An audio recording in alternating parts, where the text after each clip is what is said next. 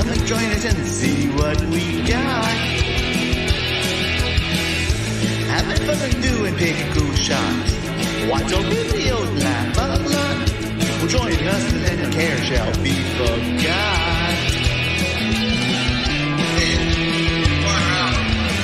It's the after show chat. Where they go wearing Harold Angelo, can't you see? It's the after show chat. We'll have some fun. Games going nuts. We don't know what else to sing about. So I'll throw it in. Something. The clock is ticking and time to start the show. What time it ends, we just don't know. Hopefully Mrs. Dufresne doesn't wake up. Oh, Mrs. Dufresne. One thing's for certain, we're all happy friends. And all together the fun never ends. So stick around and watch with us. It's the After Show Chat. Get your butt to bed, Harold Dufresne. This show was sponsored by Pepto-Bismol for all your after-show chat needs. Thank you. Yo, this is Clownvis, host of Clownvis to the Rescue, and you're watching the After Show Chat. I thought you knew. Whoop, whoop. Hey, welcome everyone on a Sunday night. Yes, it is Sunday. Sunday night. Oh, little Aaron, your hair is looking mighty fine tonight. I was going to say that too. I love it. Yeah. Went with the punk look tonight. Awesome look. Very fun. Very nice. All right, we have our regular people. Jeff's in the house tonight. Awesome, Jeff. I hope you enjoyed. Hey, Harold, what about my hair? Hi, Angelo. It looks lovely. Don't get jealous. Gorgeous as usual. Gorgeous mustache too. Gorgeous mustache. Tiny Tim's with us. Amy Chambers is there. Krista. Jennifer, I'm so glad to see y'all, Jennifer Templer. I had to check on y'all. We are the only show that checks on our viewers when they miss a night. You know, I'm going to check on them. Travis Lawler's in there. We're going to find out what he's spending later on. Ooh. Hey. Yeah. So and last all week. I know. We're going to find out. All right. Well, before we have a certain amount of time that we could spend with our guests tonight. So why don't we just kick it off? Tonight we have a very, very special guest. I've been a fan of his for it seems like forever, but we'll talk about that. Mr. Kurt Baker. And if you're not familiar with Kurt Baker, Kurt Baker's been around the I guess pop rock. I will let him describe what he likes to call his music. But let's give it a little intro on him. I've been talking about him all week, the last couple of shows, been playing a few videos from him to get everybody hyped up and everything else. So I made a little intro video. We're going to play the intro video, and then when we come back from the intro video, then guess what? We're going to be joined by Kurt Baker. So here we go. All right. Can't get you down. Run away in sorrow. Try to mess around. And your eyes in lost and found. Maybe you'll be left alone. So go with me, can you dig it? Hold on tight. It's looking like a real long night. Been here before. Keep on going back for more. In the eye of the hurricane, the calm before the storm keeps me insane. My mind's eye keeps a close watch on the clock as the time begins to wane. Well, she puts a little makeup on. She wants to look just right. She's been working hard all week. All right. Well, let's welcome to the show, Mr. Kurt Baker. Oh, want me to do it? Yes. Sure. All right, Kurt. Thank you so much for coming on tonight, my man. Thanks for having me. This is awesome. I love that intro music to the show. That's cool. Oh, I appreciate that. Yeah. It's We worked hard on it. Yeah. It's no Kurt Baker music, but we worked hard on it. All right. Well, Kurt, like I said in the intro, I mean, look, man, I've been a fan of yours probably since the Leftover days. You know. Okay, so Yeah. you remember the Leftovers? Then. Oh, I remember them Right. well. I mean, that was my first introduction to you, and I think that was around what 2002. Okay, yeah. So you know all the stuff. Yeah, you were way back. I've been back there. And I was thinking about this the other day whenever I knew you were going to come on. I'm like, Leftovers was like 2002, and you've been making music now and for 21, coming up close to 22, probably 22 years. Wild. That's why I like when I think about it like that. I'm like, whoa. I know, and the reason I was thinking of that, so that makes sense. and the reason I was thinking of that because I know you don't remember, but whenever you were in the Leftovers, I used to talk to you on Twitter sometimes. I know you don't remember, but you went through 21 years. You went past Cheap Trick's The Doctor's album. Oh, right? yeah. Okay. Yeah. That actually, I was just listening to Cheap Trick the other day. Like, that record's a strange one because it really doesn't sound very good at all. Well, and again, I know you don't remember this, but you and I had a conversation on Twitter when you made a post one time about the Doctor not sounding good. Yeah. And I was supposed to send you some demos. But I Yes. never got around to it. Oh, well, you know what? That's really funny. Like, I did end up finding some of those demos. You didn't send them, but I got my ears like to listen to them somehow. I don't know how it happened, bootlegs or whatever, but the demos sound a lot better than the album. So yeah. Yeah. I said Kurt won't remember. I was supposed to send. He's probably gonna be mad. Oh yeah, you were the one who was supposed to send me those Doctor demos. Oh yeah, come on, man. What's up? Kurt, if the people that are new to you and whatnot, how would you describe your music? How do you like to describe your music to people? I mean, for me, it's really just fun, upbeat rock and roll music. It's pop rock. A lot of people like to call it power pop, which I'm fine with. I love a lot of bands that are in the genre of power pop. I've never been one to try to like classify my music, but it is pop rock. It's influenced by punk, but it's upbeat. It's kind of positive sounding. Of course, there's some slower songs, but yeah, just kind of fun, upbeat rock and roll. Yeah. That's a good description. And other artists I've talked to, when they come on the show, like the Fastbacks and whatnot, I always just say like the music I like there's no genre. It's just good music. Oh, yeah. I moved around. It's just good music. And I told this to the gang. I said, even all your music, I could just imagine sitting at the beach on a summer day. Nice.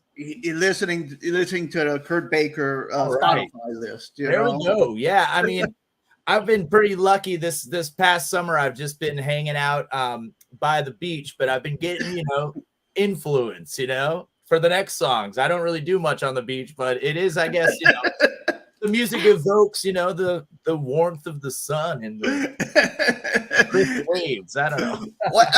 When did you start really being I know you must have been fairly young when you started the Leftovers, right? Or was in the Leftovers? We were pretty young. Yeah, I was 14 when I started like really playing in bands, like, and doing shows every weekend or so. But I started playing, a few years before that. So yeah, I guess like I've been playing bass in bands for about, I don't know. Yeah, since I was 12, I guess. Wow. I don't even remember, but was your family musicians, or you were the only one in your family that was a musician? My dad's an actor, but he doesn't do any music. My mom isn't either, but they are fans of music. And I come from a lot of people in my family are very creative. A lot of artists, they paint, sculpture, and they do play some music, but I'm really the only one in the family that's like just done music, like let's go. You know, so That's incredible. That's incredible that you've been doing that for for that long. Is your dad actor? Is anything we should know? Was he in the? Well, most of the stuff that he does is in the theater on stage, but he awesome. has been in a few movies. You do notice him walk by in that movie, The Departed. There's a scene where they're like talking about like, are you the rat or something like that? There's a dog, and then a guy walks by, and I was watching the movie, and I go, I think that's my dad. It was, yeah. Exactly. Yeah. Hey, that's my dad. Just passed by in the Departed. Hey. And I went back home after seeing it. I was like, were you in a movie? Like, and he was like, yeah, it's out now. It's called The Departed. I'm like, oh my God, that was you. Yeah. That's incredible. That's hilarious. I love that. So after the left, and I'll be honest with you. I think I discovered the Leftovers, and this is kind of weird, maybe, but Ben Weasel was really into yoga, and for Ben Weasel to like somebody, it was like, weird. Oh my God. I know. I don't know what we were doing, but yeah. If it wasn't for Ben, I grew up loving Screeching Weasel and all those groups, so they were a big influence on the Leftovers. But it was pretty amazing when, at the time, he wasn't playing that much. Screeching Weasel wasn't a band, but he still had, a lot of followers, and, this was probably before Facebook and Twitter and all that, and he had a blog. I don't know. It seems like I don't really read a lot of blogs anymore. I don't think maybe there aren't that many out there. I feel like it's just a thing of the past where everyone had their blog. I remember having like a live journal. I don't know if anyone remembers that. Yes. I had written some crazy stuff on there. So it got all deleted. Like not like crazy bad, just like kind of funny stories. And I lost the whole, website. So I'll never have that back. But, that's blogs, So Ben had a blog, and he had heard our record called Party Tonight and started writing about it. And when he started writing about us, we started getting a lot of people writing to us, being like, come play these shows, all this. It was really amazing. We went to England for the first time in 2006, basically because, a booking guy there read Ben Weasel's blog, and was like, if Ben Weasel likes these guys, they must be good. I don't know if it was true or not, but, so that's kind of how it happened. But yeah, Ben really helped us out a lot. I haven't spoken to Ben for a while. There was a big thing when Screeching Weasel broke up, and he had put together like the 25th anniversary show. Yeah. And we were on the bill, but then some incidents happened that are on YouTube, I guess, by Southwest. And it was a big thing. And then, we didn't play the show, the 25th anniversary show. And I kind of fell out of touch with them. I did actually interact with them on Twitter, as you did, because he put out a record called Baby Fat, Screeching Weasel, and it's like kind of one of their more like experimental records, and it kind of tells a tale. It's got a storyline, but it's very theatrical, very different. I'm a big fan of Kiss. I don't know if any of you guys like Kiss or not, but they put out an album called Music for the Elder, and it was basically this weird kind of experimental kind of record. I know that record. And I had put on Twitter, like, I think that Screeching Weasel has like released their Music for the Elder. Now, I'm saying that as a Kiss fan, and I like Music for the Elder because it's kind of different and cool. Right. And I was kind of saying that about, the Screeching Weasel record that they put out. But I think Ben just like put in what is Music from the Elder for Kiss, and said, like, this is the worst Kiss record ever.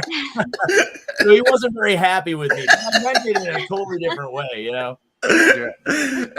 Kurt, you better not hit to Ben Weasel's hometown. Maybe your own is bad. I like the album too. I love the Screeching Weasel Baby Fat album. I wish they would come out with a sequel. Did I mean, you that was say something fantastic. about Ben Weasel's hometown? Yeah. Oh, because like that's where my family lives and stuff. Yeah, he lives right down the street from my grandmother. and now my buddy Jeff Palmer, who plays guitar in my band, he moved to Ben Weasel's hometown. We didn't really know it, but it just happened to be his hometown. He lives there. And so now he lives down the street from him too. So that's funny. What? That's crazy. What? Yeah. Yeah, it's wild. Harold. Harold was so shocked he has frozen now. Oh no! That was it. You did it to him. I can't believe it. That was it. Is he surprised or it just gets frozen like that? He's just how he is. notorious for this. Yes. Hey, Kurt, we have questions in the comments if you want to. yeah. Yeah. Okay. Our Oh, friend Jeff said, "Where is Kurt based out of, and what local bands should we all know about?" Oh, that's a great question. So I'm originally from Portland, Maine. And so I guess at this moment, that's where I'm based out of. I was living in Spain for a while, where Madrid was my home, but I'm back in Maine. And Portland, Maine does have some great artists. Right now, one of my two favorite kind of bands in Portland are, I've got three. So I've got Kapisic is a great band. This band called East End Redemption. And then you got to check out a band called Euphemia. I don't know if they have any music online right now. They don't really do the online music thing. You got to check them out live. So if you're in Portland, Maine, and you see a poster that says Euphemia, go check that band out. For sure. Okay, Yeah. noted. All right. Hey, my every time I have a guest, last time we had Glenn Cummings from Scatterbrain and Ludacris, and my internet went out again on that too. It's like I'm jinxed with this stuff. But I did see Jeff Palmer did move. Yeah, Ben Weasel. I forgot about that. Yeah. Oh, y'all better watch out. But again, I mean, you don't want to get on Ben's bad side. But anyway, I've been there. It's okay. So, Kurt, right now you're in Portland, right? You're back in the States, but then I think after the Leftovers broke or y'all ended the band, you moved to Spain, right? I did, yeah. So I was living in the States for a little bit, touring around a bit, but then I moved to Madrid. So I was there in Madrid from 2013 to about 2020. Wow. Yeah. So what made you move over there? I'm curious. Well, I moved there because, my first times in Spain and in Europe were with the Leftovers, and it was just always an amazing time in Europe. And when we got to Spain, we were really blown away because there were so many people in the audience that knew our songs, and we're like, whoa, this is crazy. It's like the first time we felt that kind of connection with an audience. So I would go back every year, making new friends, making new fans, great connections. And eventually I just kind of got, fed up of kind of doing the grind in the States and wanted to live somewhere else. And I had a great connection with Madrid. So I ended up moving there, and it was a really wonderful experience. I was very productive while I was there too. I formed 4 or 5 different musical projects, did a bunch of records. I was there to do music. So I worked with all kinds of different Spanish musicians from all across the country, and just a really wonderful time. Yeah. That is awesome. That's a great story. Whenever you were living in the States, weren't you working at where you were? I'm trying to think, but weren't you working at the post office or something? Oh, no. Well, okay. No, I was working at a library. Actually. Yeah, library. Okay. I couldn't remember which one it was. Yeah. Must have been Ben Weasel working at the post office. Oh, that makes sense. Yes, something like that. Yeah. No, but I remember back that in the old days, and remember where? Yeah, library. Well, that's where I was working. I was doing basically most of the stuff that when you go into a library, you see a librarian. You're like, oh, okay, well, you see someone checking in and checking out books, and so you're like, oh, that's the librarian. No, I wasn't a librarian. I did all the things that I thought a librarian did, but no, librarians are in the back. They're doing the serious. You're like a clerk. You were like the clerk. That's it, exactly. Yeah.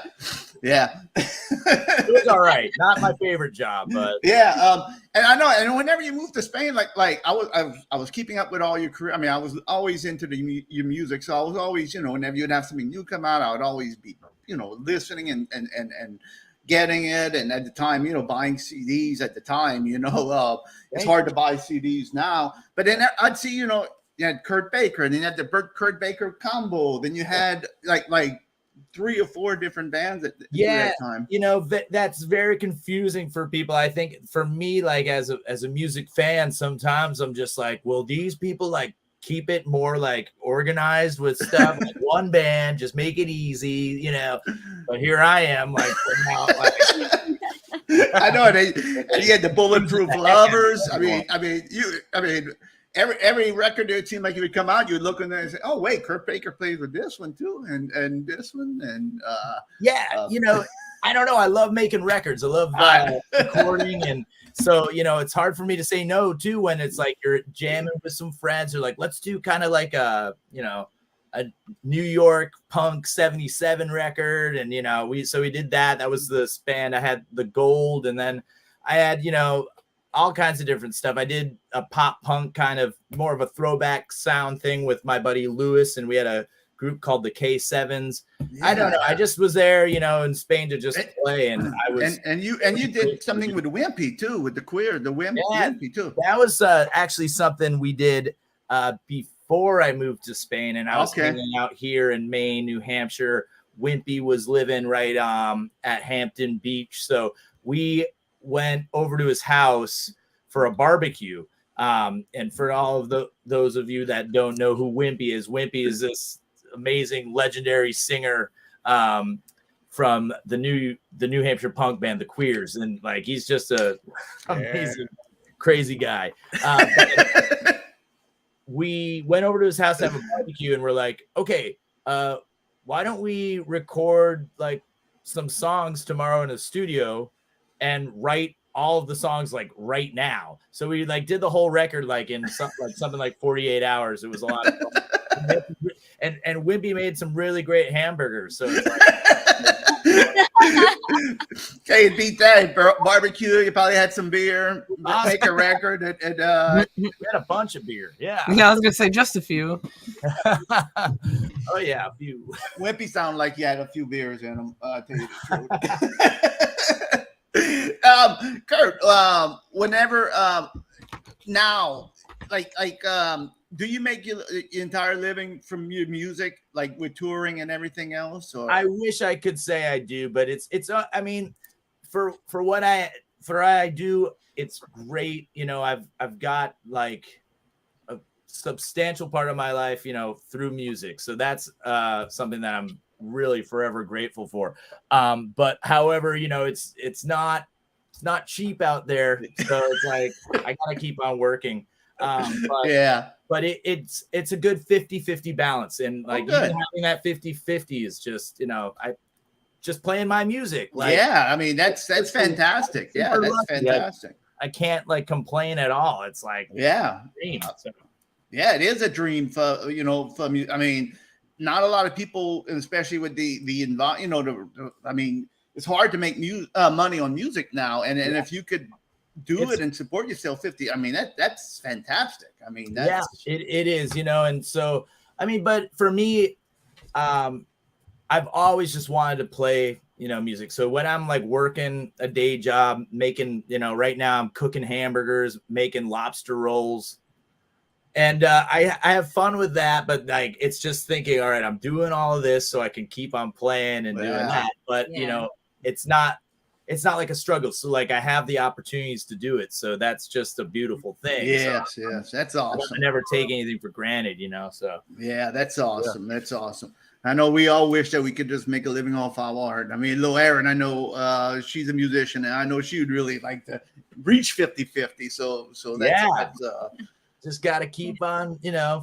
keep believing on in it and doing it. But I'm like, at the same time, it's cool. I don't mind working. I've been broke forever. You know what I mean? So I'd rather exactly stuff, right? That's totally. legit. I mean, that's what I was thinking too. Like I've never had like a higher like for me the highest expectation is like making music and doing it. So like I'm not like worried about money so much in that way. It's like I'm not successful unless I'm making money. No, that's like crazy. Like it's just being able to do what you love to do. So 100%. We're not going to be disappointed by anything because it's like we're already doing what we love. So 100%. I think if anything, it's like more time. I wish I just had more time. Yes, to do, totally. That's the thing. Yeah. I know.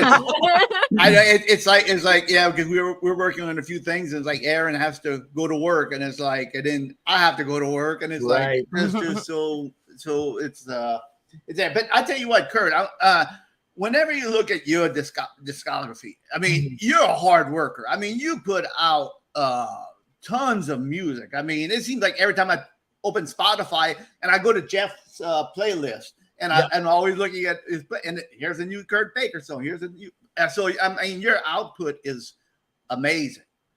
It always I think a lot of creative people will understand. It never is like a constant moment that you're just throwing out. I mean, some people can do that. That's amazing. But for me, what was great was like during the I was in Madrid during the COVID lockdowns, and they were really, really strict over there. So we couldn't leave our house for like 3 months. Really, it was very strict.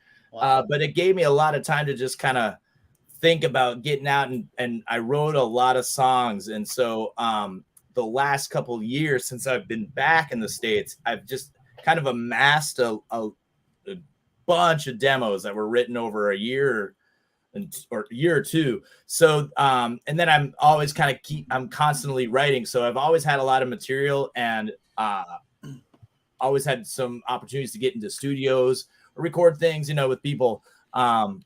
So I love putting out music and releasing new stuff.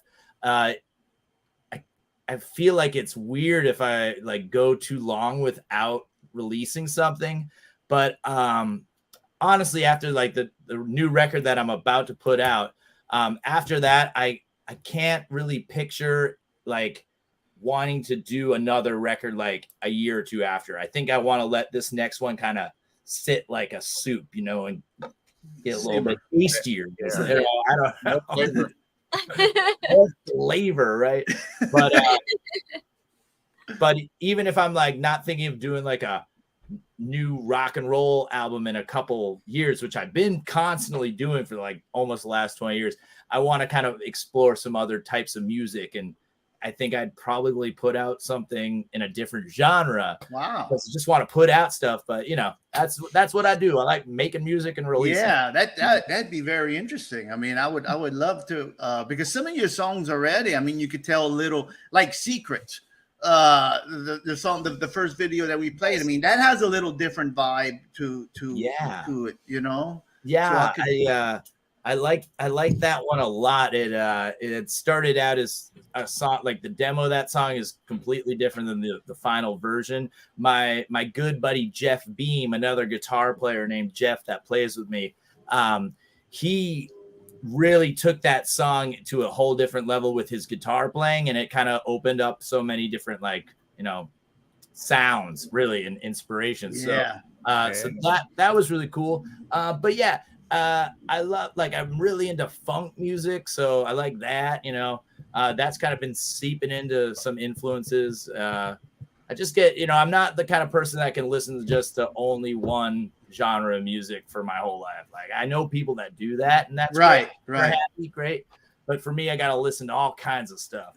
Yeah. That's a good perspective, because I think too, whenever it's I guess it's maybe maturing. I guess I used to just listen to punk. I was a punk, punk, and then now your horizons expand, and I'm listening to different stuff because of us. I mean, we got around, and Ramon is opening up my ears to new music and new styles, and we even made a disco song. So I mean, we're all over the place too. So I could really relate to that. That's a good. well, we better enjoy this record. It might be a while before we hear. know. And then now you're hooked up on and now this one's gonna come out on Wicked Cool, Little Yes. Stevens. Yep. Record. And I know you've been on there for a little while, right? Or Well, seems yeah, like it. we've been on the label. I've been putting albums out with them since 2016. So they had Wicked Cool Records was a label that like started I guess, I don't know, 15 years ago or so. But they went through a period of inactivity, and then in 2016 they restarted the label again, and they had asked me if I had any albums or if I had a plan to make a record. And I had actually already recorded one. We were looking for a label. So that kind of started the relationship with Wicked Cool. And so this is going to be my fourth LP with them. So that's awesome. fun. Yeah. I mean, it's hard to find like record labels these days. But they've got some great bands on the roster, and they they do have a good connection with the underground garage, the satellite radio. So you get airplay, and you get, it's a cool label to be on. It's a wicked cool label. Wicked cool. Yeah, I mean, it doesn't hurt that you put it on channel 21 on Sirius XM Underground Radio, and you hear Kurt Baker's. I mean, that don't hurt at all. And it's just like Kelly's on there too, Dolly Rock, and she has her own radio program on there. Little Steven should let you make a little radio program on Underground Radio. That's actually a good idea. You want me to call him? I'll call him for you. I don't know. You might not have to. I don't want to make any announcements yet. Oh, I don't know. Maybe. Yeah, That's all right. I don't want to spoil any any future play. Do you have I know Jeff, your buddy Jeff Palmer? He has his own playlist, and I love his playlist. I can always go in there and Spotify and listen. Do you have your own Kurt Baker playlist? I could go on Spotify and listen to music that you're digging. Well, yeah, I do. It's pretty crazy. Yeah, I usually put out every year. I put out like a best of the new songs of whatever year it is. So I think you can probably find it on, like, if you go on Spotify and you look on my artist profile, there are like playlists that that I've kind of curated. I mean, right. I think that's how it works, but I know I've made some, so you can look it up. Just put Kurt Baker and you'll find some. I'm gonna have to look it up. I'm always it's been some good music this year for sure. That's come out. Oh, I know there really is. I mean, it's incredible. I think maybe because of the pandemic, everybody had time to work on music. Maybe Mm-hmm. And really since the pandemic, I find that a lot of artists just find different ways to create and different ways to put out their media. Like even us, our show started because of the pandemic. Basically, what happened. And I think artists like yourself and all just found different ways to had the time maybe to create. Totally. Yeah, exactly. Yeah. I mean, it definitely, like, if you were really into making, any kind of art or craft, you had plenty of time to do it. And then you probably had enough time to realize if you didn't like it, you had to do it. I'm sticking with music, though. For sure. There you go. Yeah. Hey, Vet Shields is in the house tonight. Hello. See, we have to look at our viewer. We got it. Oh, yeah. Hey, everybody. Kurt, I wanted to ask you. I know y'all only did one song probably together. I think that's the only thing y'all did. But you, y'all worked together with Kim. You worked with Kim Shattuck too. Yes. I mean, you had one of your songs. Get to Know You. That's the one. That's right. Yeah. Kim, and so we got to play with the Muffs a few times as well. Awesome. And yeah, I mean, what really can I say? She was, oh yeah, no, it was a great song though. That song was Get to Know You. And a little story about that. I was driving down the neighborhood listening to that song, Get to Know You with Kim. And here I am, I'm just dancing in my car, and my neighbors are looking at me, and I know they're just laughing at me, Who cares? I'm listening to the, Your neighbors are always laughing at you. Well, you live next door to Harold Dufresne. You see some weird things, okay? That's probably the most normal thing they've seen him do. Little drummer boy. Yeah. All right, let's move on. Aaron, as a musician, do you have any questions for Kurt? I mean, here's somebody who does it. You know, he's puts out all his own music, and he's don't quote anything I say. It's like according to Kurt. Yeah. Well, I guess I don't know.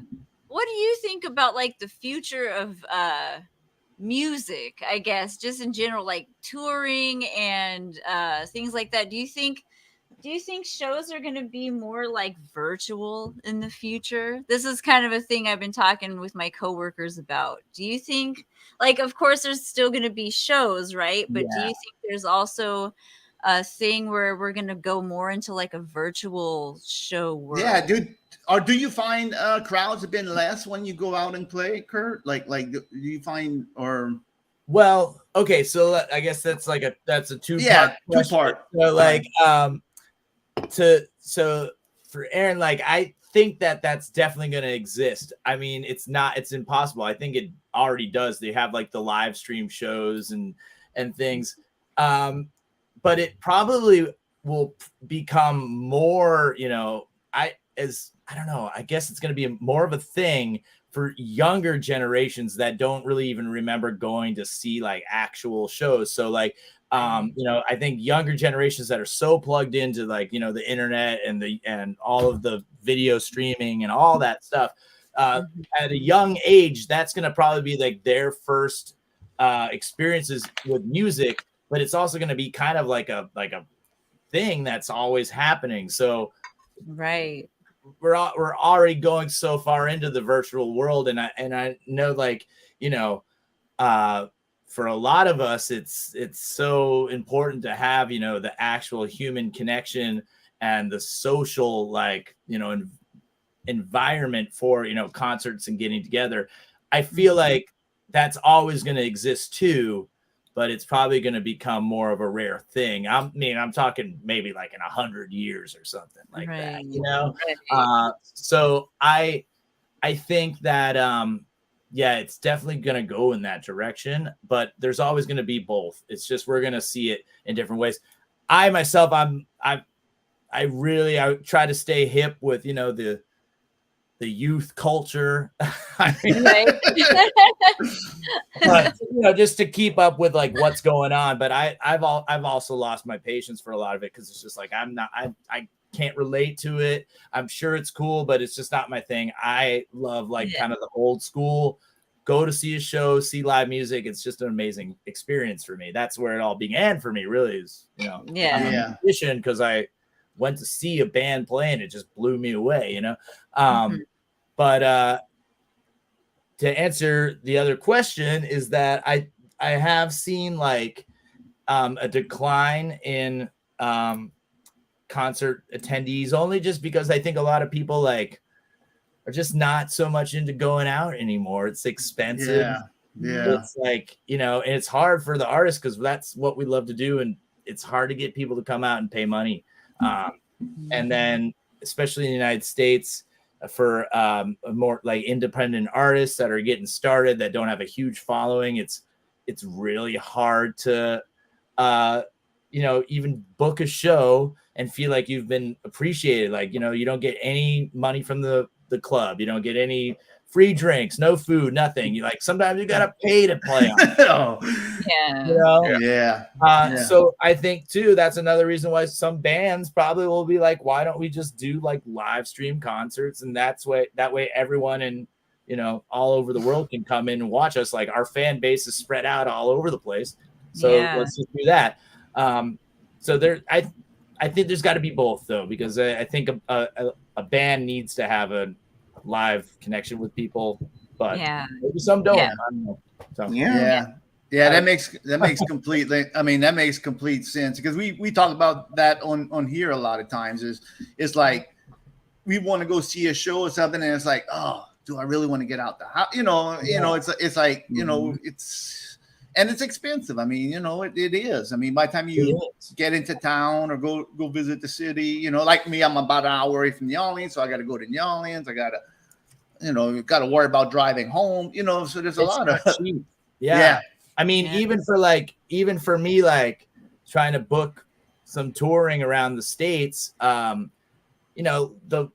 the prices have gone up so much that it's like really a lot harder for like smaller bands to make it worth their while,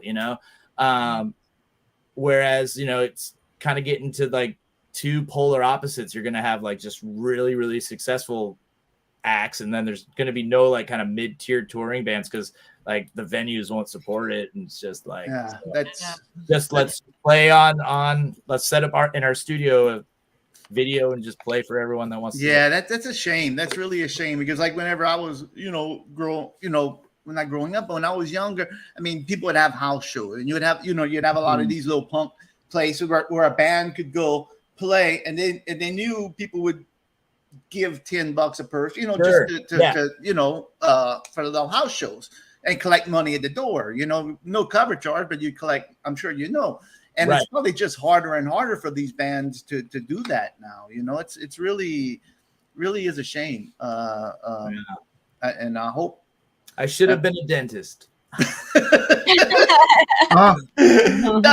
Kurt, y'all getting ready to go tour.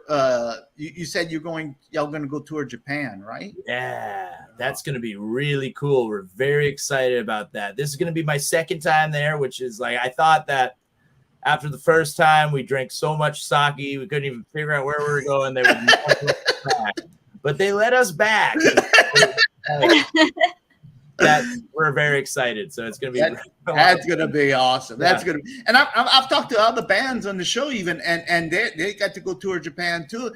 Are the fans more open, or do you get bigger crowds in Japan that they could support the music more? I think there's a great scene in Japan. I see a lot of similarities between Japan and Spain, just about how their cultures love music and live entertainment. So they're very enthusiastic. They love the music. So you always have a great crowd to play to. And like I remember when the first time I was in Japan, a fan came up and was asking me about this. He said, do you have any CDs by The Outnumbered? I'm like, The Outnumbered? Like, what are you talking about? He's like, yeah, the Outnumbered. And do you have any CDs? I'm like, all right. So this guy, because The Outnumbered was the first like band I ever had, and we made like literally 20 CDs. We only had 20 of them. And he was such a fan that he was able to do all the research to find out that these 20 CDs existed. And he was wondering if I had any, and I was like, I don't. I'm sorry. It's so amazing that you know about that. I know it is. I'm gonna email you the MP3s. So.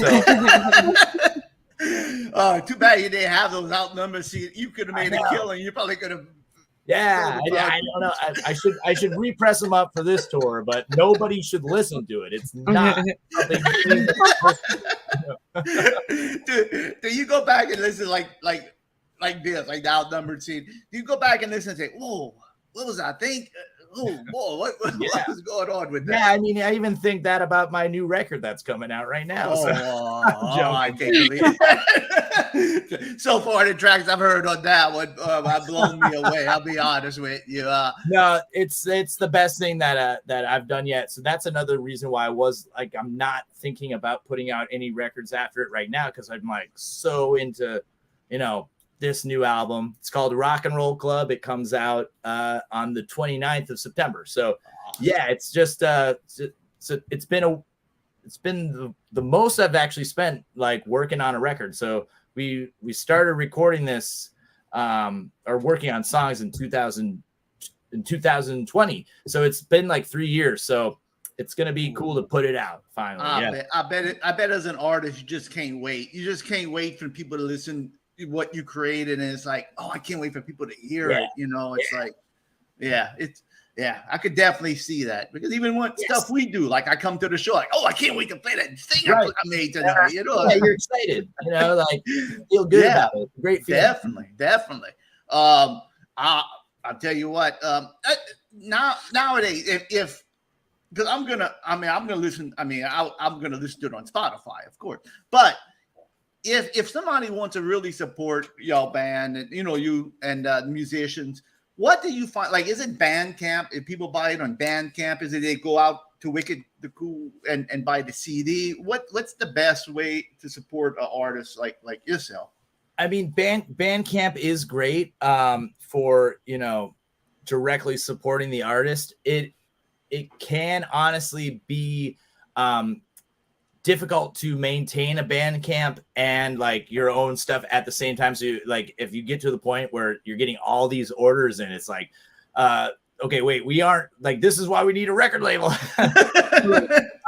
But yeah, but getting the records from the record label, of course, that money's not going to go directly in the pockets of the band. So really, I think it's like going to see shows if you can. And then, just sharing the music. You all know about how important it is to like have a great group of friends and to share great music with, movies, all that stuff.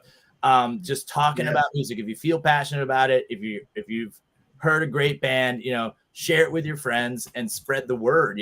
Like that's, I think, the best way to do it. Really. Oh, awesome. That's way to support, I guess. Yeah. Well, that's good to hear because then I'm supporting you a lot because I've been talking up. Thank you. I appreciate it. Feel good, but I will definitely either buy it from Wicked Cool or I'm gonna download it on Bandcamp and support it because I mean it really is important, and I will spread the word, definitely do that. Yeah. Now I talked to Kurt. I was talking to Kurt a little bit earlier. The one major city he'd never been to was New Orleans. Yeah. Wow. I know. It's surprising. I really, really gotta go. Yeah, you do really. If that's it, especially. Right. And now you have a special reason to go. You're gonna see Harold. Oh yeah. Totally. I mean. No, Kurt's writing now. Yeah, Kurt's writing now. Don't go to New Orleans. I know, right? X on the map. I love like the food that like the style and all the Cajun food and the like. I mean, there's like this one restaurant here in Maine that's supposedly like Cajun style, but it's fine. But I'm like, there's no way that this is anything. Like, I love food. I love traveling and trying out all the good stuff from all of the regions and the cities and the specialties. So it's just like, and then the history with the music. I don't know why. One of the reasons why I think that I had never been there is that the Leftovers or my band now, we never got a chance to play down there. So a lot of the cities I've been to is just from touring, and you don't get to spend a lot of time there, but you get enough time there to kind of taste the local, cuisine and the stuff. So, but it's on my list of places to go. You go. Yeah, you're probably touring Houston and you'll pass right through Louisiana and went to Florida or something. Yes, that's right. We did. We just drove right through Louisiana. Yeah. Oh, there's New Orleans. Oh. Yeah, I know. See. And Kurt, a couple more things. You're moving back to the States? Are you gonna? Well, I jump back and forth. So, so nothing wrong with that. My wife is from Europe. So like we kind of go back and forth all the time. It's hard because a lot of times we don't have like this one place that we can just like call our spot. We're very, nomadic, I guess. But but it's cool because we have great, we have family and friends on both sides of the ocean, so we go back and forth. But for the moment, I'm definitely, the last couple of years I've really focused on getting my old band back together that I had started before going to Spain. We put out a record a couple of years ago called After Party. We're putting out this one, so it's the Kurt Baker Band, which is normally it's Jeff Palmer, who Harold's talked about, my producer and like collaborator. We write all the songs all the time, but Wyatt Funderburk, he plays with us. Chris Rogers is keys. He's another Portland, Maine guy, and then we have all kinds of different drummers. We had Craig Sala, who drums with us on the record. A guy named Zach drums with us on tour.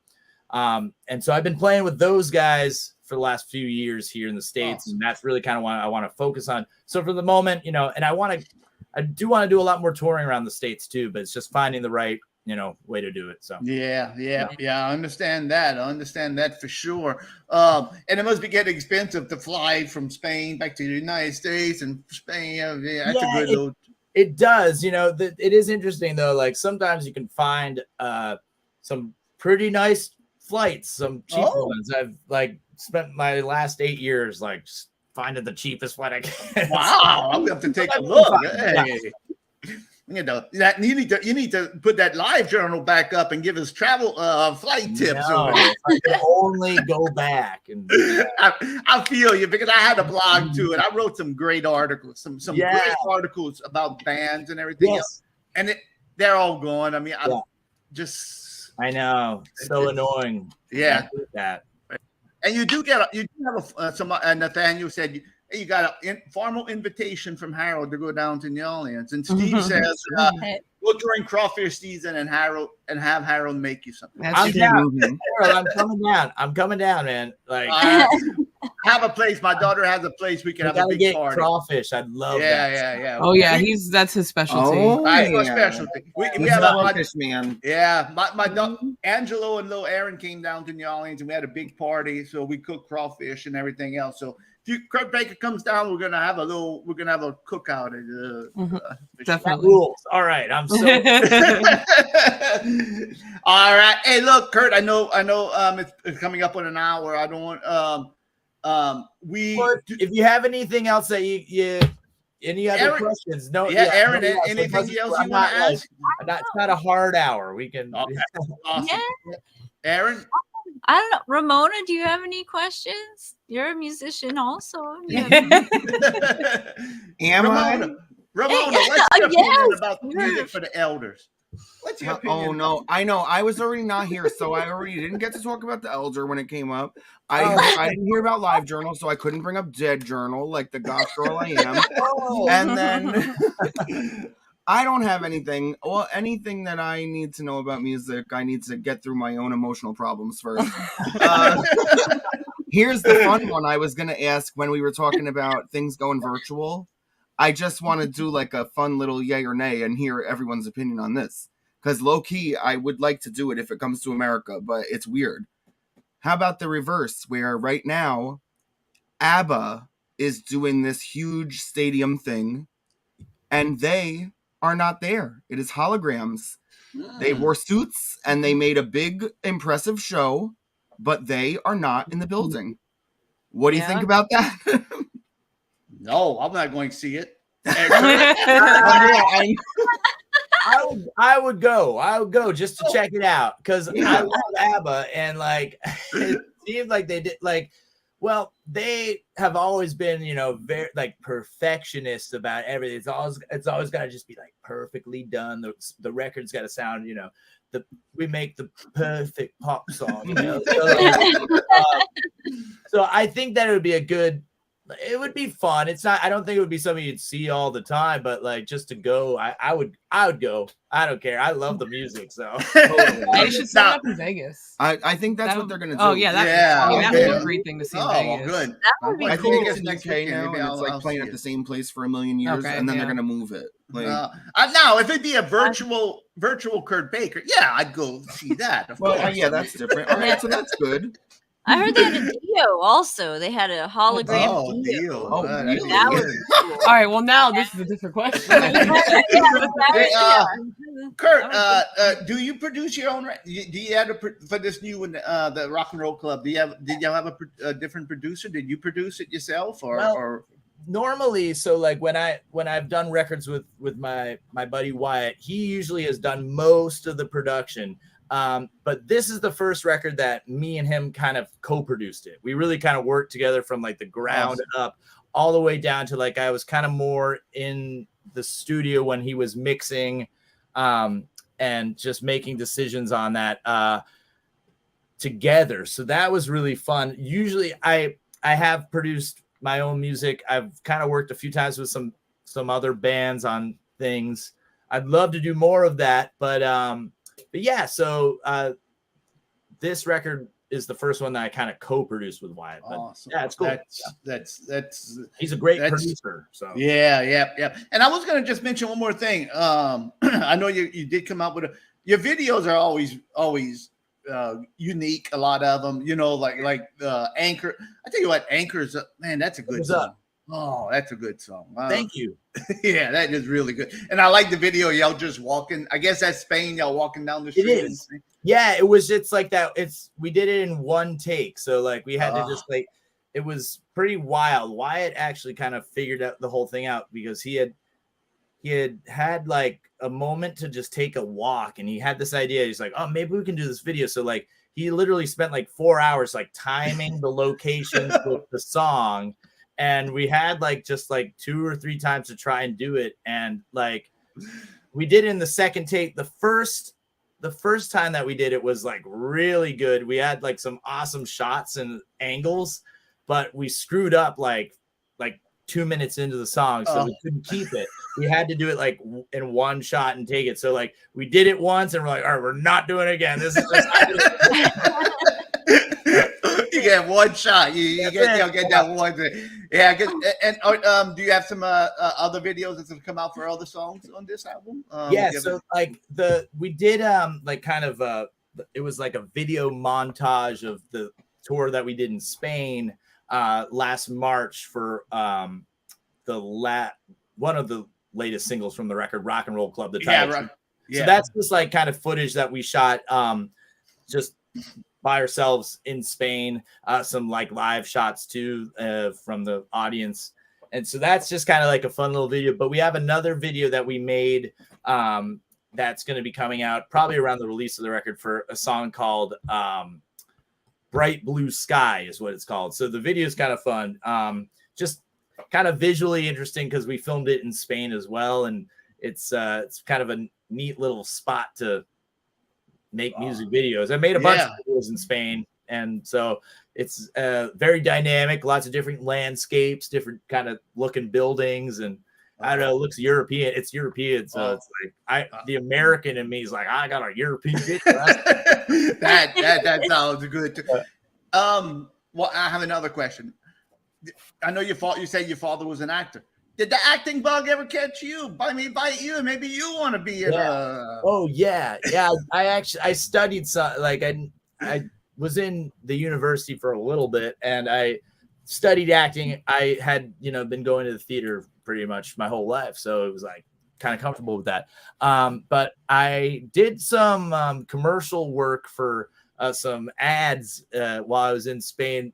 One of them was a Volkswagen commercial. So I was kind of. Is that up? I gotta maybe we got somewhere. It's a Spanish like Volkswagen. We'll find it. We love watching ads. We'll find it. Fun one, yeah. We're gonna be track it down. I know. What was wild about this was that they filmed it outdoors on this like set that was made to look like a city street and everything.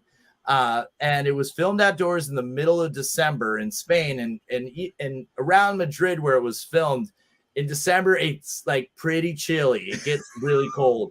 Doesn't really snow that much, but it's just like this bone chilling cold. And that day it was super rainy and windy too. And we were filming it all outside, but they were able to make everything looked like there was no rain and there was sun. It was amazing how they did it. And like, because I was there filming it and like watching it back, I'm like, that was not the weather. And Kurt was freezing there. I will not remember it being that bright out. Did you? I don't want to stick too long on the commercial, but now I'm fascinated. I gotta go find this commercial. It's a Volkswagen like T-Cross something Spain Volkswagen thing. It's out there somewhere, but Gene, get on that. Spanish, I don't even know what I'm saying, but Well, from some of your videos too. I mean, you have a good sense of humor too. Don't go steal my heart away and all that. I mean, you did good in those too. So, thank you. Yeah. I mean, we try to have fun with it.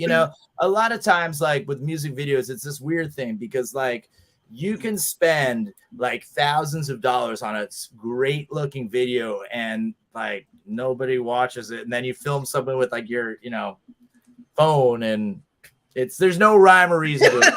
It's all about a great looking like video, you know? Right.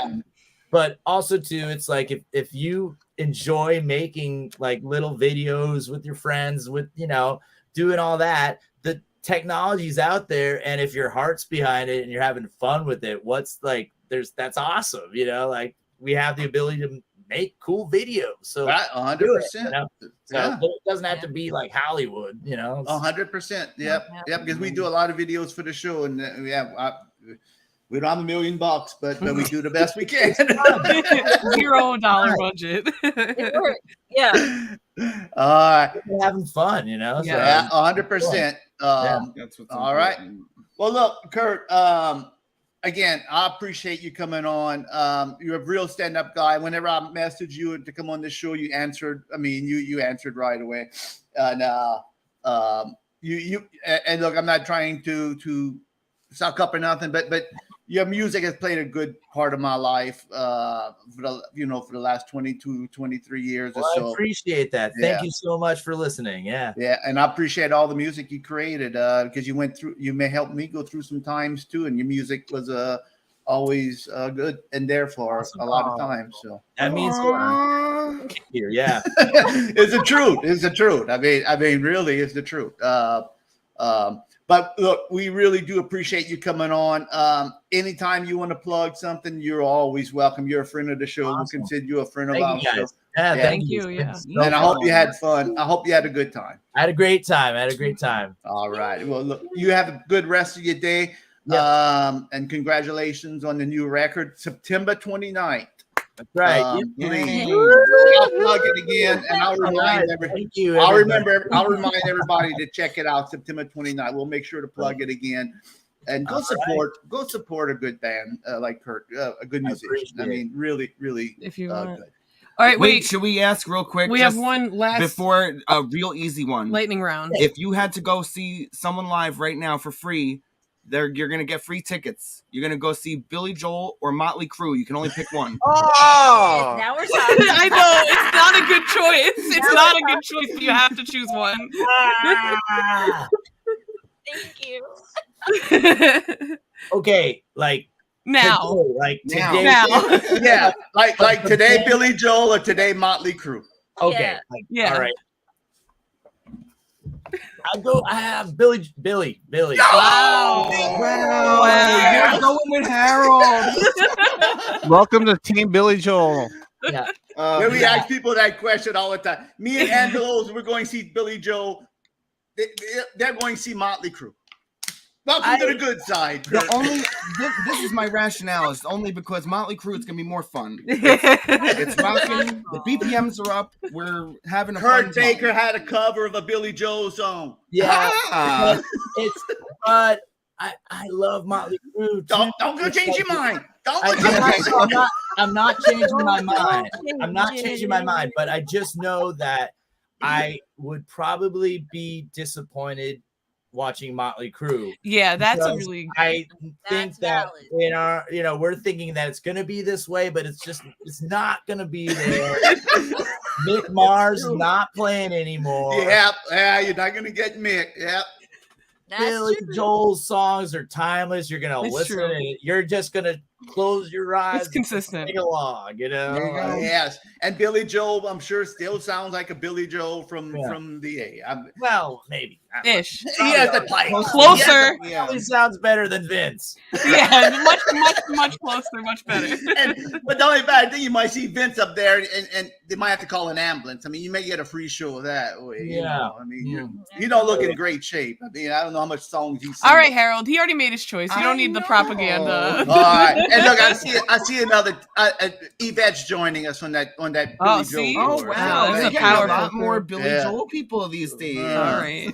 All right, Kurt, you've been a good sport. Thank you so much. You have a good night out. It's been a pleasure. Thank you so much. Yeah, and whatever you're doing, go out there. Congratulations. Thanks again to Kurt Baker. Appreciate it, my man. Bye. Just let yourself out. Okay. Oh, what a good guy. What a great guy. Yeah. Hey, Harold.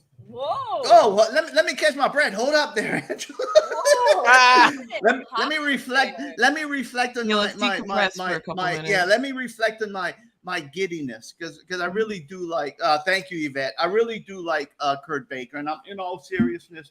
His music has been a big part of my life, and it really means a lot to me that some of these people that we do have on that I could tell them thank you, and because a lot of times you don't get to do that.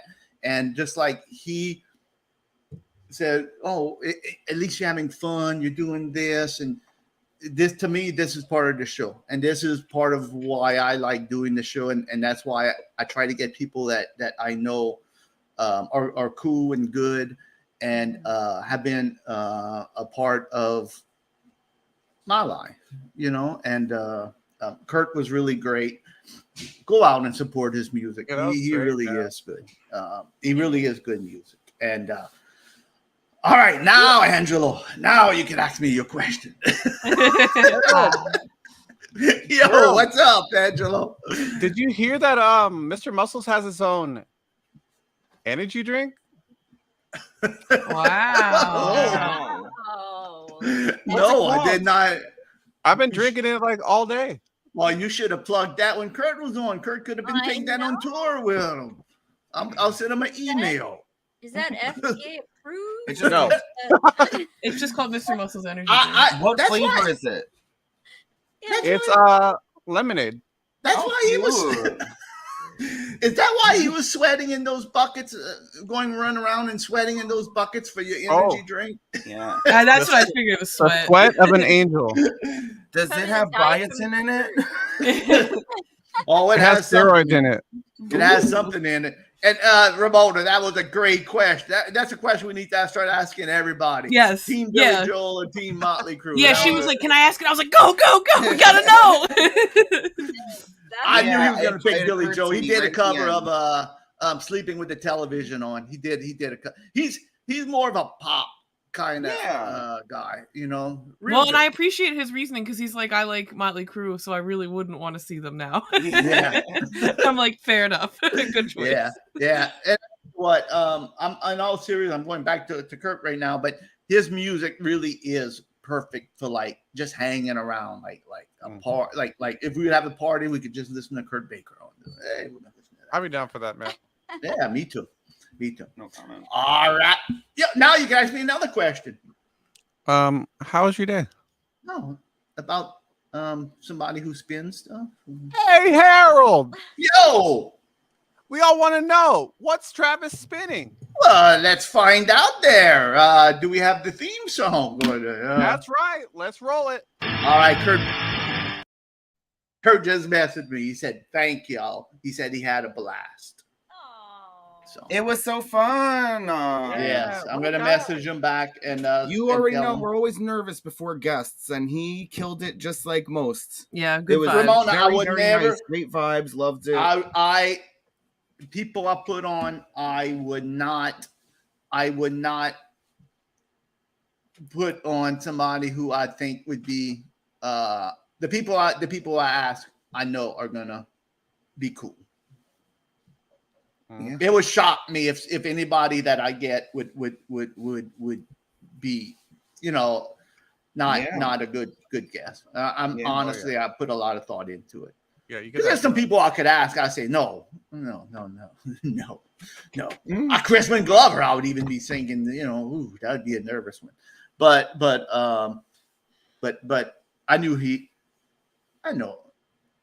Not He was that really I'm cool. psychic. I Yeah, know, not that he I'm was psychic, fantastic. but it does. Oh, Angelo, I'm sorry. Let's find out what's Travis spinning. All right, let's roll it. I'm gonna grab me a beer. Let the poor man leave. Let's roll it. Now it's time for the question everyone's asking. What's Travis spinning?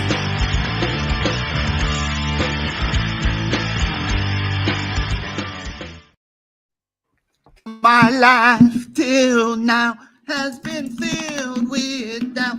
Here I am. We should have asked Kurt Baker if he what he's spinning. Whoa!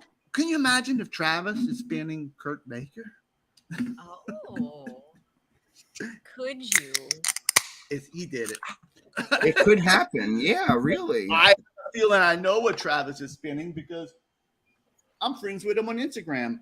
And I There saw you what go. he was listening to Saturday morning. So let's see if this is what he was listening to. Oh. Angelo, you want to hit it or you want me to? I got it. Let's roll it. Howdy, After Show Chat Gang. It's your buddy Travis again with What's Travis Spinning? This week I'm spinning a brand new album by The Hives, The Death of Randy Fitzgerald. I loved The Hives in the late 90s, early 2000s when I was growing up, and they finally released a brand new album just recently. It came out, and it's super great, hyper fun punk, rock and roll. It's just fun album. So if you enjoy The Hives or punk or alternative or super fun music, I suggest you give it a listen. Check you guys later with What's Travis Spinning. All right. Hey. Great choice. Were you right or were you wrong? Yes, that's what I thought it was. Nice. I guessed Kraftwerk, so I was wrong. Well, I saw he was spinning that. I'm sorry, I'm distracted.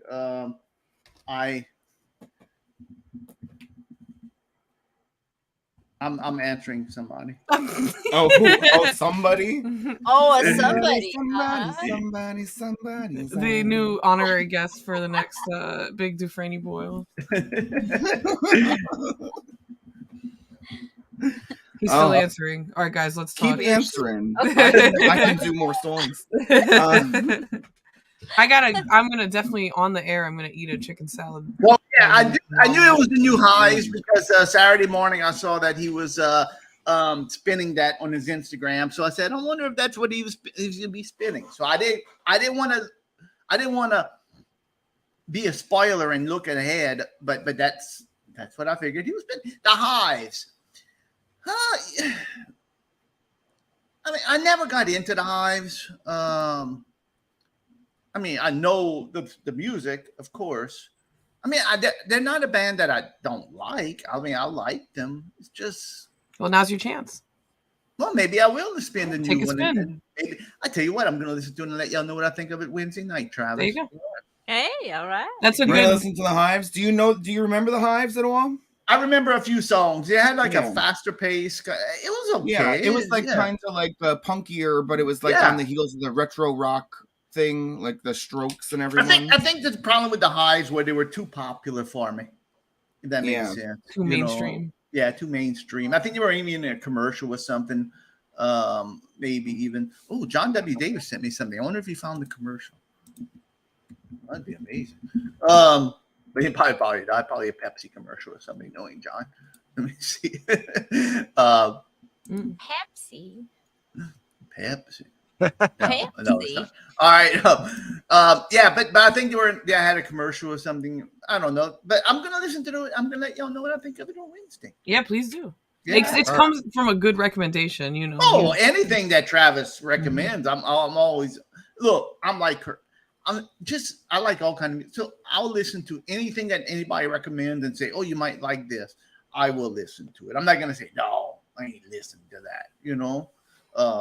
That's true. I mean, you even listened to ICP, Harold. So. Yeah, you did. You really gave that a fair shake. And just like I did for you were very like objective about that. And just like I did for the Cramps. I forgot about the Cramps. Oh yeah, that's right. Yes. You know, I put serious thought into it. I mean, I just did it, listen to it and turn it off. I put serious. One thing about Harold Dufresne, I take my task seriously. Seriously. You're a man of great integrity. I am. Yeah, on this show. Yeah, I am sometimes. All right, gang. Wednesday night we're gonna be with you. We're not leaving. I'm just. I know. I was like, okay. I'm just talking ahead.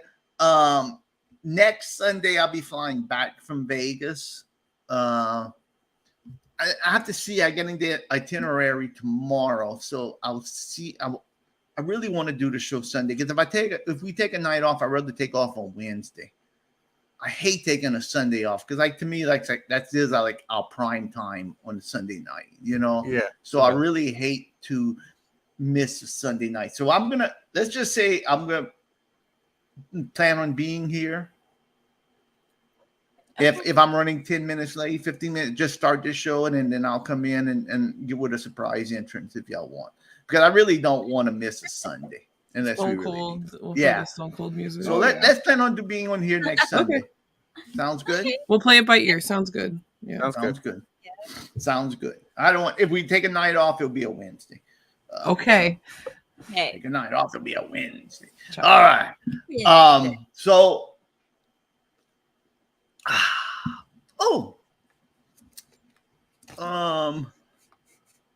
Let's some people weren't here Wednesday night and they may have missed this. So I want to do this right after the Kurt interview to kind of get my balance back. Let's see. I'm not gonna play the theme, but let's see that segment again about Ask Blaze, because some people might have missed it on Wednesday night. Okay. And I told my granddaughter about it, and she might still be watching. And so I wanted to play it. So here we go from Wednesday night show. This is what happened. Hey, it's me, Blaze. And I know I haven't done a Ask Blaze segment in a while, you see? But to be honest with you, you people don't deserve to see an Ask Blaze segment. But since I'm a nice guy, you see, I'm going to do this for you. And I got a big surprise for all of y'all, too. But anyway, that's the answer, Stu, from Pascagoula, Mississippi. Question, Pascagoula, Mississippi. Sue, I didn't even think they knew how to read over there. You see? Oh, you see that? Anyway, so Sue asked, Blaze, we always see Mr. Muscle stealing $40 from Harold Dufresne's wallet. Why don't we see you steal $40 from Harold Dufresne's wallet? Well, what incarnation are you talking about, Sue? I don't steal $40 from Harold Dufresne's wallet. No, you see, I broke into his house earlier and I got his wallet right here. I ain't no whip like Mr. Muscles. I'm just going to take $40, you see? No incarnation. I'm going to take every penny Harold Dufresne got. I ain't going to mess around with $40. I'm going to take every penny he got, and I'm going to take every credit card he has. You see? Even his prepaid one that he won in a contest. You see? I'm going to take all these credit cards, and I'm going to go run up the limit. And tomorrow morning, Harold Dufresne's going to be having Catching Hell for the biggest badass, Blaze, when he has to go cancel all those credit cards, and I hope he's on the hook for all that money I'm going to spend. So watch out, Amazon, because here I come. This is Blaze with an Ask Blaze, you see? And this is Blaze. And let me tell you something. I'm still the biggest badass. You see? And let me tell you something. Friday morning, I'm getting phone calls all morning from credit card companies wanting to know if I spent $5,000 at Amazon. Did you go rent a room at the Ritz-Carlton Plaza Hotel in Honolulu, Hawaii? Wow. The one and only. Were you getting lobster rolls in Spain? I had all those questions. It was lobster rolls in Portland. I'm sorry. It was lobster rolls in Portland. Well, did you do this? And I couldn't believe all morning long. No, it wasn't me. No, it wasn't me. No, it wasn't me. Did you buy a 30-pack of Keystone Light in Lockport, Louisiana? Oh, that was me. Can't play that one off as fraud. Yeah. Did you buy a case of Heineken in No, that wasn't nuts. me. All right. Yeah, a case of a 6-pack of IPA. Yeah, did you? A four cans. Yeah. So I think I got it all cleared up. I can't buy nothing right now because all my credit cards are locked up because of a theft. But hey, check your Venmo after the show, okay? That's annoying. I got you. Oh, that's nice. Oh, well, thank you. Thank you. Oh, Angelo, you should have done $5,000. Oh, wow, so generous. You're too kind. Look at Aaron like, what? I know, right? She's like $5,000 somewhere. Okay, did you find it in the bathroom? Have you find it in the bathroom? Are you going to take it or are you going to? Oh my God. Yeah, right. I might change my answer on that one. Yes. All right. No, that wasn't me. Steve. Yeah, I would have drank Heineken. Don't worry, Ramona. Those days are I don't think we have Did Harold Dufresne win? Did he win this week? Harold Dufresne, he's a guy we all know. Spends too much time trying to win, having good luck. Oh, yeah. Some people say he is a loser. I don't know. Yeah. He is a loser. Na, na. We don't know it very well. We don't play it enough. We don't play it enough. Did Harold Did he Dufresne win this week? Did he win this week? Did he win this week? That's the best part right there. Did Harold Dufresne win this week? There we go. I think it's right here. Let's see. Or is he sleeping on the couch again? That's right. Harold Dufresne is a guy we all know. Wastes too much time trying to find good luck. Entry sweepstakes all day long. People say that he is a loser until they see all the prizes rolling in. Then they wonder, how did he get his good luck? I want to ask you something. I want to. Oh, we can't go back on here. No. Until they see all the prizes. Yeah. Now look at this guy on the side of this guy. Now this guy probably lost all his money. And look at the guy. So smug. He's so smug. Like, I know. you sucker. That's all mine. Yeah. He looks like he's from It's rolling in, then they wonder, how did he get his good luck? Did Harold Dufresne win this week? Did he win this week? Did Harold Dufresne win this week? Did he win this week? Will Mrs. Dufresne be happy this week? Or will Harold Dufresne be sleeping on the couch again? John W. Davis, if Blaze bought lottery tickets with my credit card, you can't buy lottery tickets with your credit card. You have to use cash. You can't use credit cards to buy lottery tickets. He did have cash though. But he did have cash. So if he does technically buy lottery tickets with my cash and he wins, then yes, technically that's my money. Now, how will I prove no it? paper trail though. Yeah, how will I prove it? There's video evidence though. True. But how will I know it's my cash? He could just say, "Oh no, I spent Harold's cash on postage stamps. I bought lottery tickets with my cash." You know, that's what he could say. It's true. You know? No, I don't think anyone's keeping a ledger of the serial numbers on those bills. Yeah. So no. Well, thank you, Matt. I'm glad you like that song. It's one of our highest quality numbers. Oh, very high quality. That's in the reign of Kurt Baker. You know, good. You know, I can listen to that on a summer day at the beach, just like Kurt Baker. So, that's gonna be on the soundtrack, the after show. Track. Oh yeah, right. Yeah. Right after Mungo Jerry. No. In the summertime. All right. Did Harold Dufresne win this week? Well, I'm not even gonna ask because, of course, I wouldn't be playing the song like everybody says. If I would have, all I'm gonna do play the song just to play it.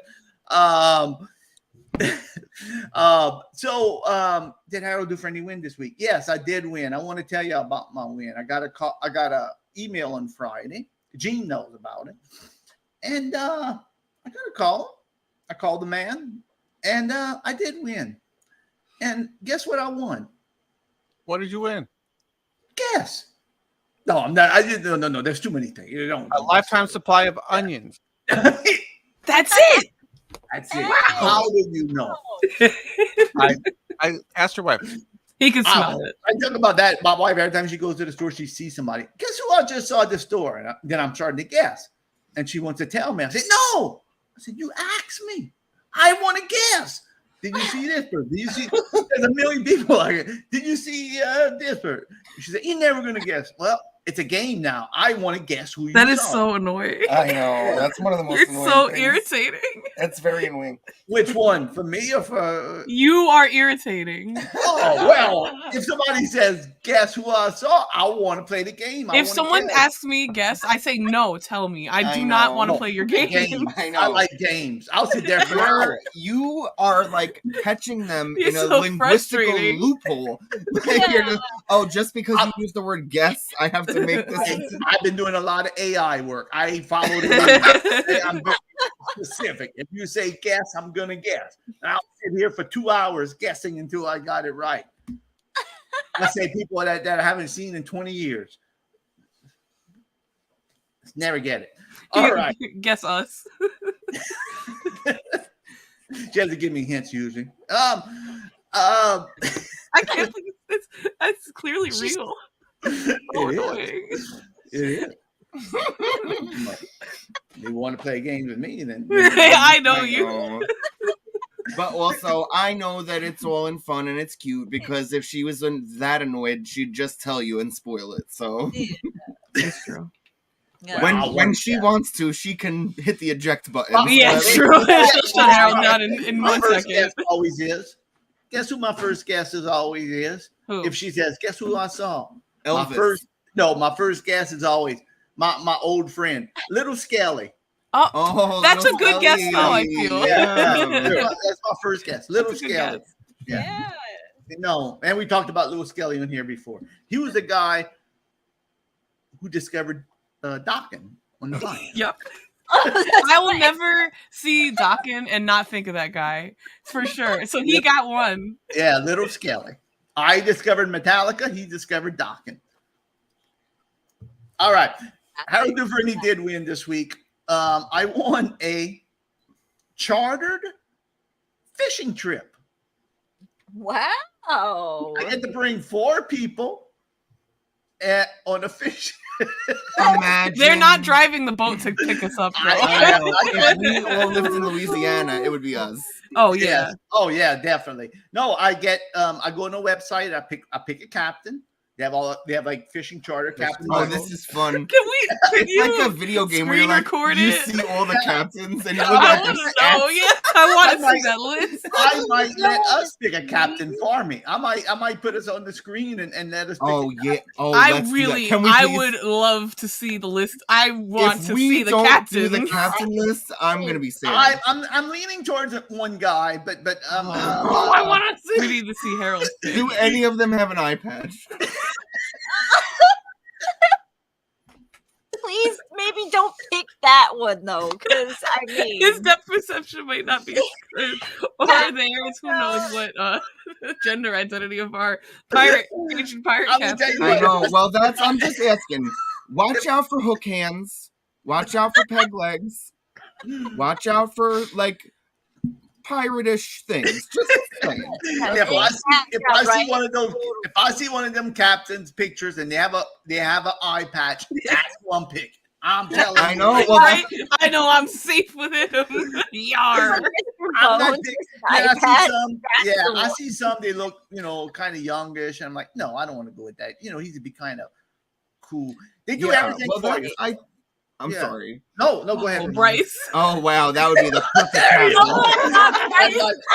That's my captain. Captain Visual. Except if I can't bring him because I always call him Captain Virtual. I'll mess up. Well, either one maybe are not the best person to take you on a ship, or not a ship, a boat. It's not a ship. Who knows? Honestly, Captain Visual is a literal man of mystery, and for all we know, he could know how to drive a boat. I know. He looks like Honestly. he could really have Very a hat. well could Have a be. little captain hat. You always learn new things about him. He would be John W. Davis out here. He pays the kind of locals. Now there you go. I'll find. As long as he doesn't have a goofy sidekick baiting my hook for me, then I'll be okay. I don't want no Gilligan baiting. I don't think you get to pick the first mate. You just get to pick the captain. You don't get to pick the whole roster. I want to Could pick the whole you crew. possibly get Kelsey Grammer to be the captain? Oh my goodness! Oh my We have to see if he's on the list. We have to Oh, see yeah, the the list. I'll let us pick a captain. Okay. It's the strike. Yeah. He could be available. Yeah. So Anyway, regardless of all my stuff, I think you really want a salty old sea dog. That's me really too. what I. Me too. That's at the what I'm end of the thinking, too. conversation. Yeah. yeah. That is true. So they bring you out. I get to go pick. They take you out. It's inshore. We don't go offshore, but it's all inshore. So we go inshore. It's a day of fishing. They supply the bait. They supply the fishing hook, line, rod, reels, whatever. Only thing you need to bring is like your food, maybe snacks or whatever you want to eat. And they catch you catch it. They take it off the hook for you. They clean it at the end of the day. They give it all nice and bagged for you, all the fish at the end of the day. So it's going to be a nice little thing. It's nothing I would want to do, but I know my son-in-law and all would like to probably do it. So I'm going to do it. And it's an adventure. It's my whole thing. So I asked the guy. So he called me. I talked to him. I said, "Oh, great." He said, "Yeah, make sure go on social media. We're gonna take pictures, and tag it's from Slap Your Mama Cajun Seasoning, which is pretty and you didn't even try it, and that's so funny. And you called them. I cut it out. Oh, you called them out in the video. Look at that. Angelo has Slap Your Mama. Yeah. Oh, well, there you go. So yeah, I said, great. I said, can I videotape it too? And the guy said, yeah. I said, oh, can I put it on my podcast? We have a podcast. He said, oh, the podcast isn't dirty or nothing, right? I said, no. I said, it's family oriented. It's coming from the Slap Your Mama. I know, 100%. Slap Your Mama. If I put that in AI, they're gonna say you're being abusive. Slap Your Mama. Yeah. You're like, we have violence on the show. Yeah, I got to write that down for AI. I'm always looking to confuse AI. Tonight I asked AI. I said you have to oversensitize it, and I said, "Oh, my neighbor's having ribs tonight. I can't wait over there to go tear into those ribs." AI got mad at me. You shouldn't be doing violence to your neighbor. He has ribs at the barbecue. That's all I want to do is eat ribs. Oh, they got mad at me. Can't be tearing into ribs. Slap Your Mama for a thing. So anyway, yeah. So I'm gonna tape. I'm gonna do a little segment when I go fishing, and I'm gonna show it on the show. So all right, it'll be a nice little fishing trip. Again, I don't know when we're gonna go. I have a year to use it. I don't want to go when it's too cold. Don't want to go when it's too hot. Don't want to go when it's raining. Don't want to go when it's too windy. Right. Yeah. You have like a 2-week period that you can get to work. Where's it going to be, Harold? I don't know where we're going to go out of yet. There's different towns you could go. You look at the captain and see which captain where the captain goes out of, and you pick the captain you want. Yeah. So we're gonna see, and then some of them say, you're guaranteed to catch fish and all that. I don't know how they guarantee it. I mean, what they're gonna they have some scuba diver in the bottom of the water, will hook up fish. Get the fish. Pull the line. You just reeling in a dead fish. Didn't give much of a struggle there, Captain. You see the price tag on the side of it. Anyway, yeah. So that's gonna be something that I want. Valued $1,000. Wow. Love it. It's gonna be fun. That's fun. I know it will be. I know. And there you go. Yeah, but be Chris Elliott, the captain. I do not want to be part of that ship. I don't think that would be a safe passage. No. I want to be Gramps, the captain on Chris Elliott's ship, Captain or whatever, Caps or whatever his name is. He said, "Oh, Caps, you're like the abusive, drunken grandpa I never had." That's what I want. I want an abusive, drunken grandpa. That's Captain. I really don't remember much about that movie, but I remember I really wanted to be the girl with 6 arms. How iconic! No, you didn't want to be her. You didn't want to be aesthetic. That seems weird. You didn't want to be the girl with 6 arms. She cleaned out Chris Elliott's pipes. Well, I don't. Well, I mean, hey, listen, Chris Elliott needs love too. God, so elitist, Harold. Chris Elliott, she took those he's 6 arms fine. and Look just, at him. He's just okay. cuddled. Yeah, she took those 6 arms and just cuddled Chris Elliott, and he comes out of the cave. These pipes are clean. Well, and I would have cleaned his pipes. Look how mean they are to him. Give him a little something, this poor bastard. I don't know if I'd be cleaning out Chris Elliott's pipes. No, it's not you. No one asked you. I almost spit out my beer right into the camera. You're lucky. You are lucky. I'm lucky. I'm lucky. It almost I keeps know. spitting out. You're lucky, and I'm glad. Because I would not have wanted you to spit out your beer. It almost came spitting out. I swear it came pretty close. You would have been off the show. I know. That's it. I would have got docked. I like that too. Hey kid, you want to buy a monkey? Want to buy a monkey?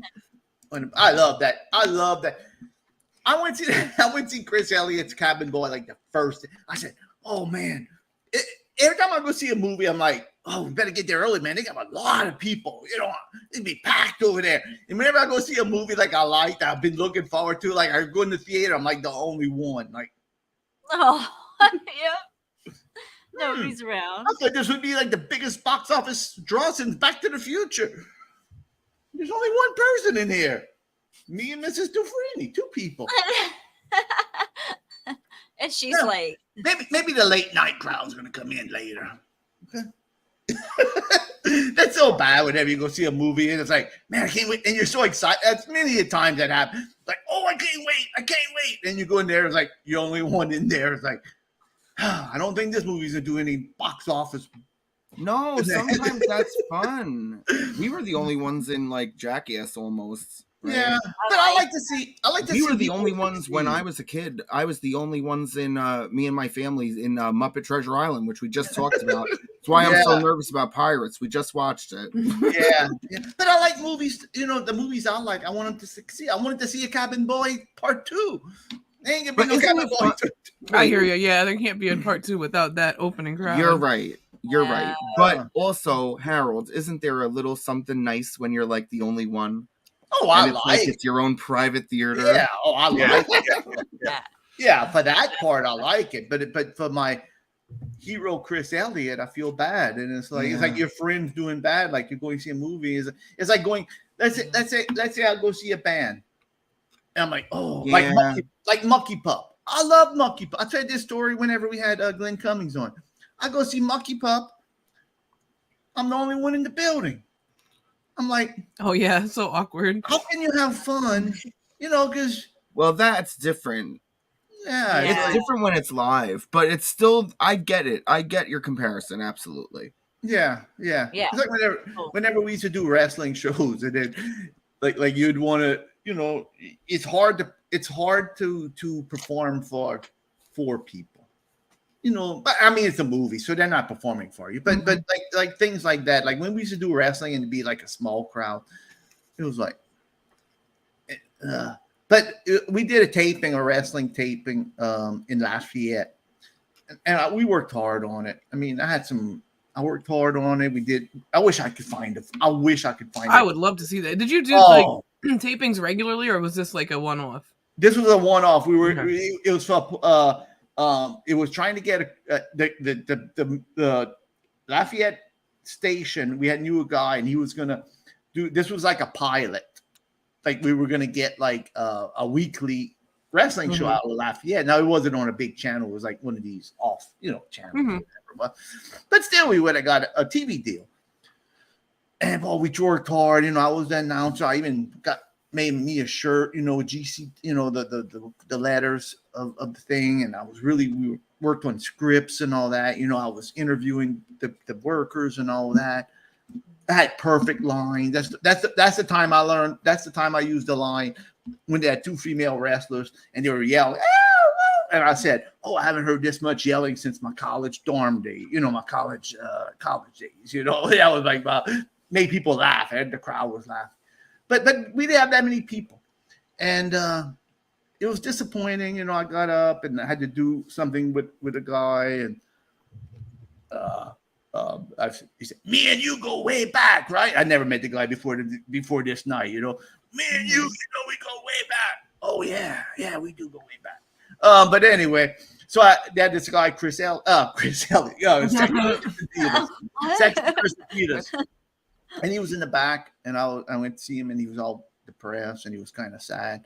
And I said, man, Chris, what's going on? You know, he's usually an upbeat guy. You know, I said, what's wrong, man?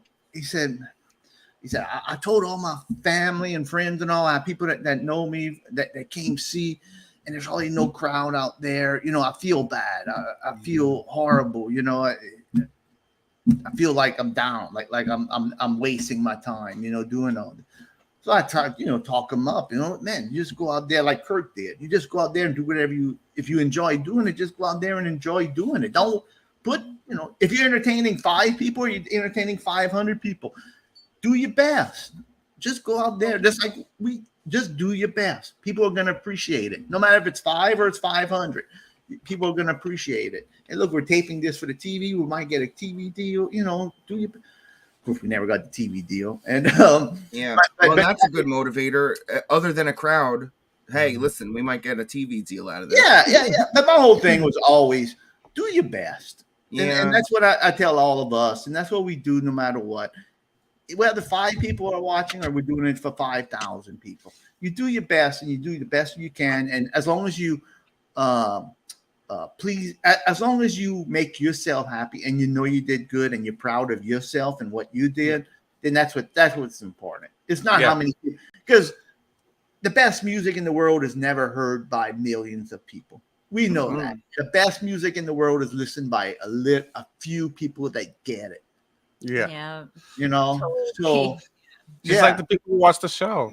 Yeah, 100%. Because I guarantee you, I'll put this show up against any other show out there. And I said that before. I think we're entertaining. I think we do well. Even that interview, I think the people we get on, they're surprised that we do so well. We talk to them, and usually they're not used to people, entertain like us. So I know we do good. Do we get on 500,000 people? No, but we do the best we can, and I think we enjoy ourselves. And I love doing what we do, and I take that to heart. And I told that guy. And I saw that guy wrestling. After I got out of the wrestling business, he was still staying as a wrestler, Sexy Chris, and he saw me in the crowd one day, and he came and talked to me and I'm glad I didn't give up, So even a younger day, Harold Dufresne had a little words of wisdom. Aww, that's nice. That is nice. I tried to lift up people. Yeah. Always did. Always did. Even though I'm down sometimes, and but I like to lift up people. No, totally. Yeah, Sexy Yvette, you would have liked it. I know. Yeah, Sexy Chris. He was a real sexy dude. Is he still? Well, no, probably not now. I don't know. I don't think he is. The last time I saw him was that one time in wrestling, and I tried to look him up. He was really good. He didn't have the physique though, but his personality was he still sexy? Sexy. Yeah. I didn't consider him sexy, but I mean, maybe he was cute. I don't know. All right. I mean, you got that going for you. Right? Yeah. Cute. He had good sounds gimmicks. good. He had good gimmicks. He was the one that we made piss his pants. Oh no! Yeah. I knew I remembered that name for a reason. Yeah. Now that's sexy. Yeah, I had him do a photo shoot of I had some golf clubs in the back of no, it was the golf clubs at the arena that we were playing at. I said, Sexy Chris, I said, I got something for you. I said, grab those golf clubs and meet me outside. So they had a cop outside. I said, pretend I'm gonna take some shots of you playing golf. So we did. At the time, my vehicle had a big dent. I wrecked it. It had a big dent. So I said, put the golf ball near the rack and pretend like you hit my car, like you hear it, It was like, and he had the good things and all that. So I went and talked to the cop. I said, look, we're doing this. I said, pretend like you're arresting Sexy Chris. So sure enough, the guy got him on the hood of the car, like he really was arrested him, and he got some good shots. Like Chris's face was in the windshield, like it was fantastic. Hell yeah. You have to think outside the box, you know. That's right. Yeah, think Always. outside the box. Get him to piss his pants. Get him to pretend like he got arrested, you know. Get Why him to not? hit it.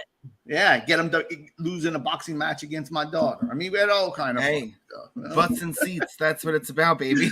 Yeah, people used to love to laugh at him, and he was like he was like my personal Chris Elliott. Like I can make him do, you know, like make He's him one of like, those guys. well, it was like my comedy guy. It was like, oh, it would be funny if, let's say you just tell Harold Dufresne what to do and he just does funny stuff for you. You know, it's like, hey Harold, oh wait, I do that. Oh, like that. Yeah. I've been promising something. What is it? I've been promising something forever. Oh, I know what you're talking about. We want it. I don't know what you're talking about, but I want it right now. Yeah, what? Hey, Harold. Yo. What kind of cartwheel are you going to do this week? There you go. Nice. He did know. There you go. I did. Okay, so here's the where is it? Let me email it to myself. Maybe I did it. I know I emailed it to myself before. Oh, I'm excited right now. Yeah. I know, me too. So if people just watching the show and you can't watch everything on the show, so you may have missed it. But well, this was kind of a while ago too, honestly. yes, that was a good while. Took your time. Oh, I did it. I did it like 2 days later. I just never showed it. I forgot about showing it. We were so worried.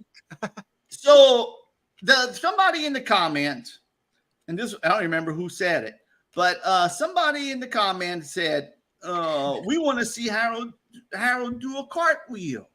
I forgot what even the context was. And I said, "Oh, you want to see one of Aaron's followers?" Yeah, maybe so. It was like an E. Oh, I forgot. Yeah. So they said, I would like to see Harold do, and I don't even know what we were talking about, but they said, we want to see Harold do a cartwheel. And everybody was laughing. And I said, what? Yo, wanna see me do a cartwheel? I'll show you a cartwheel. And Gene was like, please don't. Please don't. I'm still saying it.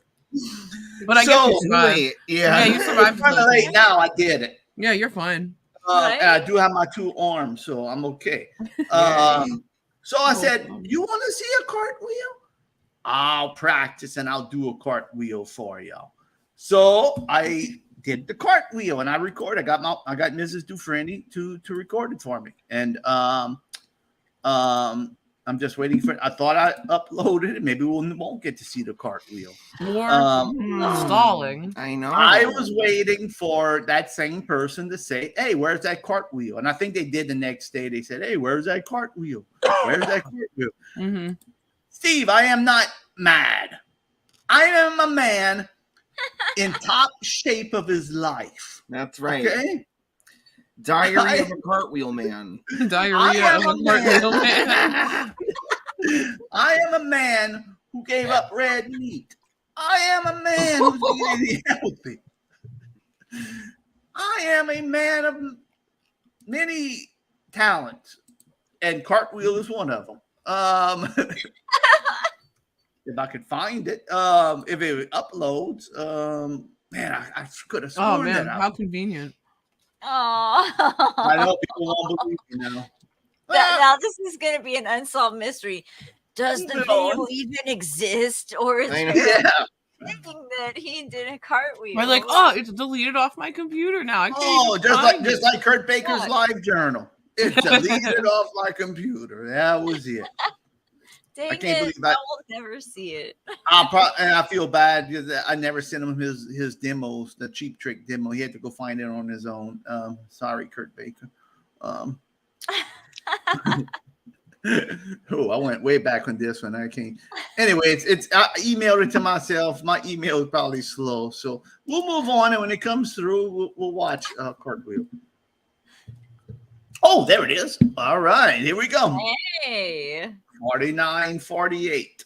All right, let's download 4948 on my computer. The Maytals song. Ladies and gentlemen, boys and girls. Angelo, can you do a cartwheel? That's the question right there, Mother Teresa. All right. That's right, Yvette. Hashtag find a cartwheel. We're going to find it. I'll do one after you on this. All right, lady. Audience of After Show Chat. Here it is. In living color, Harold Dufresne does not one, but 2 cartwheels. Oh, God. Yeah. Wow. I'm scared. I don't do nothing halfway. That's right. That's 2. Double or nothing. Cut it So in here half, we go. double it. 4 halves. Yes. So enjoy the cartwheel. All right. Harold Dufresne, After Show Chat, just as promised, here comes my cartwheel.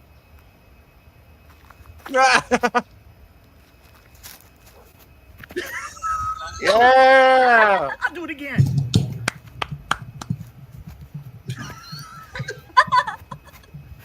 In your face. Wait, screenshot. Well, I mean, that's really, Honestly, I think I speak for all of us when I say it's rare to see someone with such great form. yeah. After Show Chat, just as promised, here comes my cartwheel.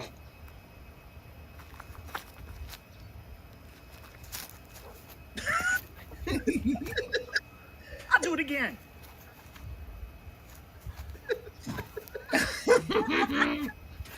In your face. I love There it. you go, Angelo. In your That's face. perfect. I I know. love it. It's like, was that CGI? Yeah, I know. I can't That believe you was did my that. own stunt. Okay. Whoa. That was my own stunt. I am gonna be in the Olympics. Don't you worry. The Grandpa Olympics. Thank you, Yvette. You know a good cartwheel when you see it. Mm-hmm.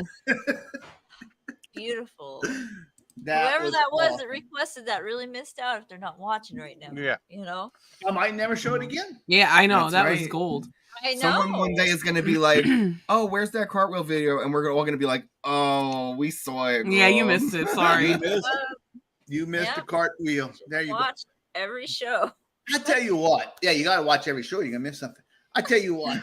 I'm glad I was in shape and I was been eating healthier because, if I would have, probably a month before that, there's no way I would have did that cartwheel. No way. But now that I'm in shape and I'm eating and I'm walking, no problem with the cartwheels. Right? Hey, Harold. I probably could have did 20 that day. Now you're about to start cartwheeling because it's faster than walking. Oh, You're yeah. gonna do that Just everywhere. cartwheeling down the street. Yep, exactly. Yo, Angela, what you got? Hey, did you know that the stickers just came in for that cartwheel thing? Wow, look at that. Oh, boy, That was Wow. fast. That was Um, fast. I would like to see your cartwheel, Mother Teresa. Are we going to start a trend now? If we start this cartwheel, Everyone just trend- cartwheels. yeah. No. If we start this cartwheel trend, it's on your own accord. We do not want to see no medical liability. bills around. We will not take no responsibility. Please do not. It takes trained professionals like Harold Dufresne to be able to do a cartwheel. It's true. Yeah. Yes, I don't just willy nilly do cart. I train for it. Okay, what you saw there, months of training. Hey, don't try. It's fast and dangerous. I mean, you Oh, gotta yeah. watch out for a cartwheeling man like that. Yeah. Hey, I'll do one right now. No. I'll load it on Do you my. have enough space in there? No. Yeah, we do. We have enough space in the kitchen. I'll do it from my phone. I'm not gonna. We're waiting. Okay, I'm loading my thing right now. That's it's right here. I can do it. Hey, y'all want to know? Y'all want to know the truth too? The Rock helped me. The Rock trained me a little bit for that. Oh, Wow. see, Yeah, The Rock. You see? I asked Mr. Muscles, he wouldn't want no part of it. He said, "Don't be ridiculous, Harold. Don't be ridiculous, Harold. You're gonna break your neck." But then I asked The Rock, and he said, "Sure, we're on strike. I'm gonna help you out. Right? I have time." I heard John Cena came by for a little bit too. Yeah, well, I saw the back of my head. Maybe I am trying to look like John Cena. What a great host he is. What a jack of all trades he is. Oh, what a great host that John Cena is. I thought you'd have a opinion about that, Harold. Oh my goodness. What a Yeah. Oh well. Let's just leave it at that. What a jackass. I never saw a host as bad as John Cena in my life wrestling. Sure. Wow, that's a serious statement. It was bad. What an idiot. I know a lot of these people don't watch wrestling, but if you I watch know. this John Cena, John Cena, and look, no, I know Harold Dufresne, he don't look good, but keep your shirt on. You look like a pale. I know you have the muscles, but you're looking a little flabby. Tell you the truth, John Cena, and you don't look like you go out in the sun. I'll be honest with you, okay? I'm waiting for him to like break through your glass door and kick your ass. I know. Keep the shirt on, okay? Keep the shirt. Oh. That's all right. I can take on John Cena. I saw him. That was ba-ba-da-ba. Yeah. Late. I mean, I know that he's muscular. Look, no, I mean he's more muscular than me, but I'm not a wrestler. Thanks for clarifying. Okay, I'm not a wrestler. And John Cena's body looks like a dad wrestler body. It's weird. I mean, he's not like in his 20s. Right? So Yeah, what is he, like? he's 50? aging. Like, No, but isn't that normal? He's not a wrestler. He's an actor. It's true. He's not a full-time wrestler. I mean, it's not the same. No. But look, Stone Cold Steve Austin comes back. He looks great. I'll be honest with you. Stone Cold Steve Austin comes back. He looks great. The Rock came back. He looked great. Okay?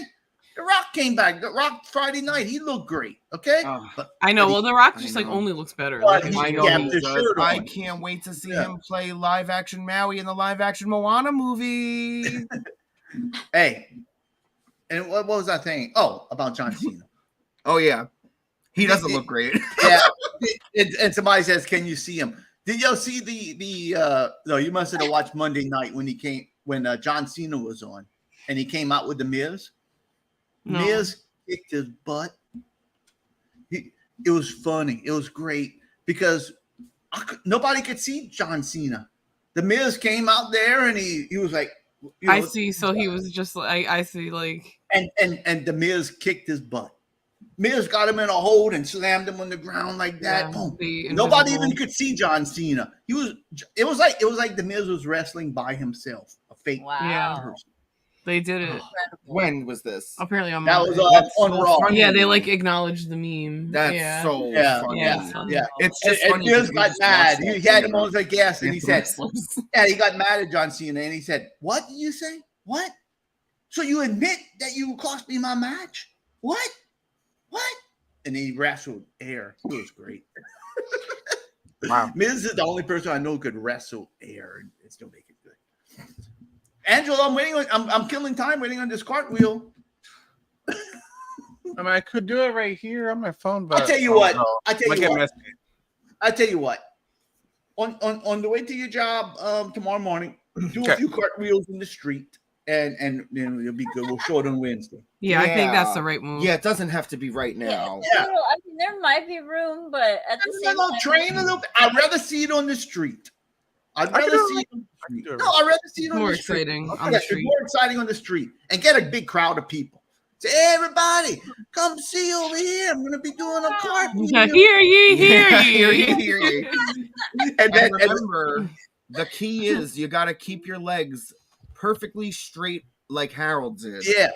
Yeah. Straight out, you know? Oh, I can do it. I got form with it. Okay. I And love it. Aaron could ring the bell in the street. Bing, bing, bing, bing. Hear ye, Harry, Angela will be doing a cartwheel. High noon. Come on. Harry in the town center. Come and see it. Nobody would even look twice here. They just be going. They just like step around. Oh, excuse me. I know. Yeah, they'd be so just like whatever.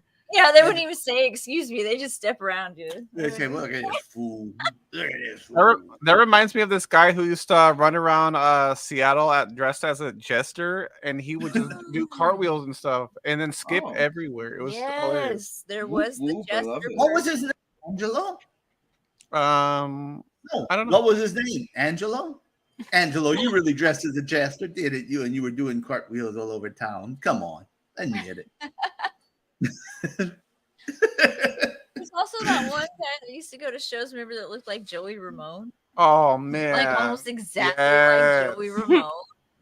Like the same, like tall glass, like everything. Well, sometimes people, I feel like when they look like someone that much, they just like lean into it. Oh, they go with it. They go with the for sure. There was a guy in my town when I was in high school who looked just like Tupac, and he was like known for it, and he was like even in a documentary about it. But like he used to work at the grocery store, so they called him a Pathmark Tupac, and he was a substitute teacher. I had him as a sub. Yeah, it was ridiculous. Where it's like, is that just like what these people do? They just do whatever. Yeah, like, if you look like somebody, I agree with Gene. If you look like somebody and like people say, "Hey, look at it, that's that funny guy. He looks like Joey Ramone." Believe me, if you look like Joey Ramone, you're kind of egging it on. I mean, who wouldn't want to go? Yeah, you could move your head, dude. Yeah, I mean, put on a hat. You don't have to wear the glasses like Joey Ramone. You know, you don't have to be like, you could walk straight, not lanky like Joey Ramone. You know, but, so yeah, because I mean, look, tell you the truth, who wouldn't want to be like at Disney World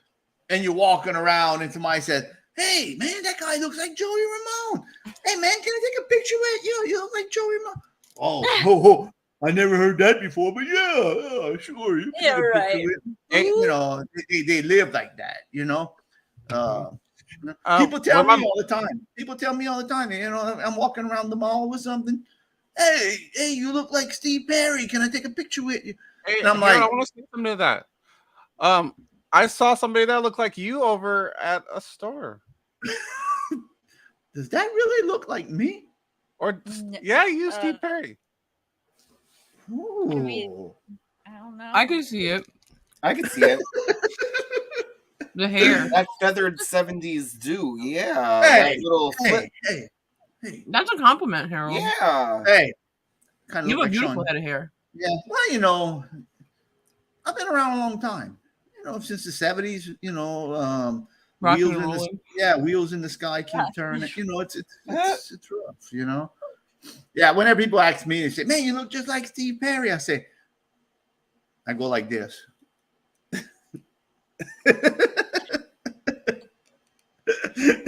Right? I go like this when somebody says I look like Steve Perry. I go like this. I go.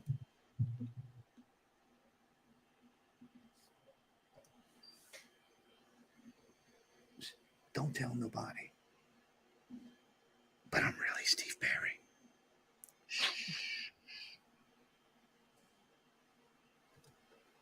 Take a picture. And then you just dip in shadows.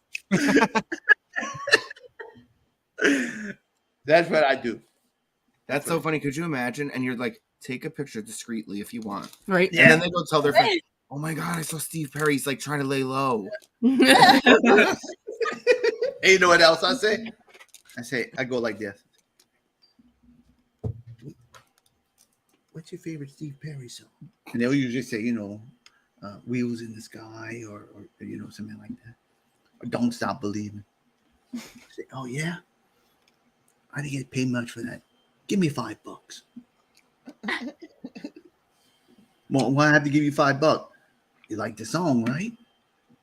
I like tips. Give me $5. You want to pay 10? Oh no! 10. There's tears. 10. And then usually mall security just comes find me. Right. So what? Oh, well. Tribute. And then when that's why I'm so good. Whenever the mall security throws me out, I'm always landing on a cartwheel. All right, gang. He backed us out like Catwoman. Peace.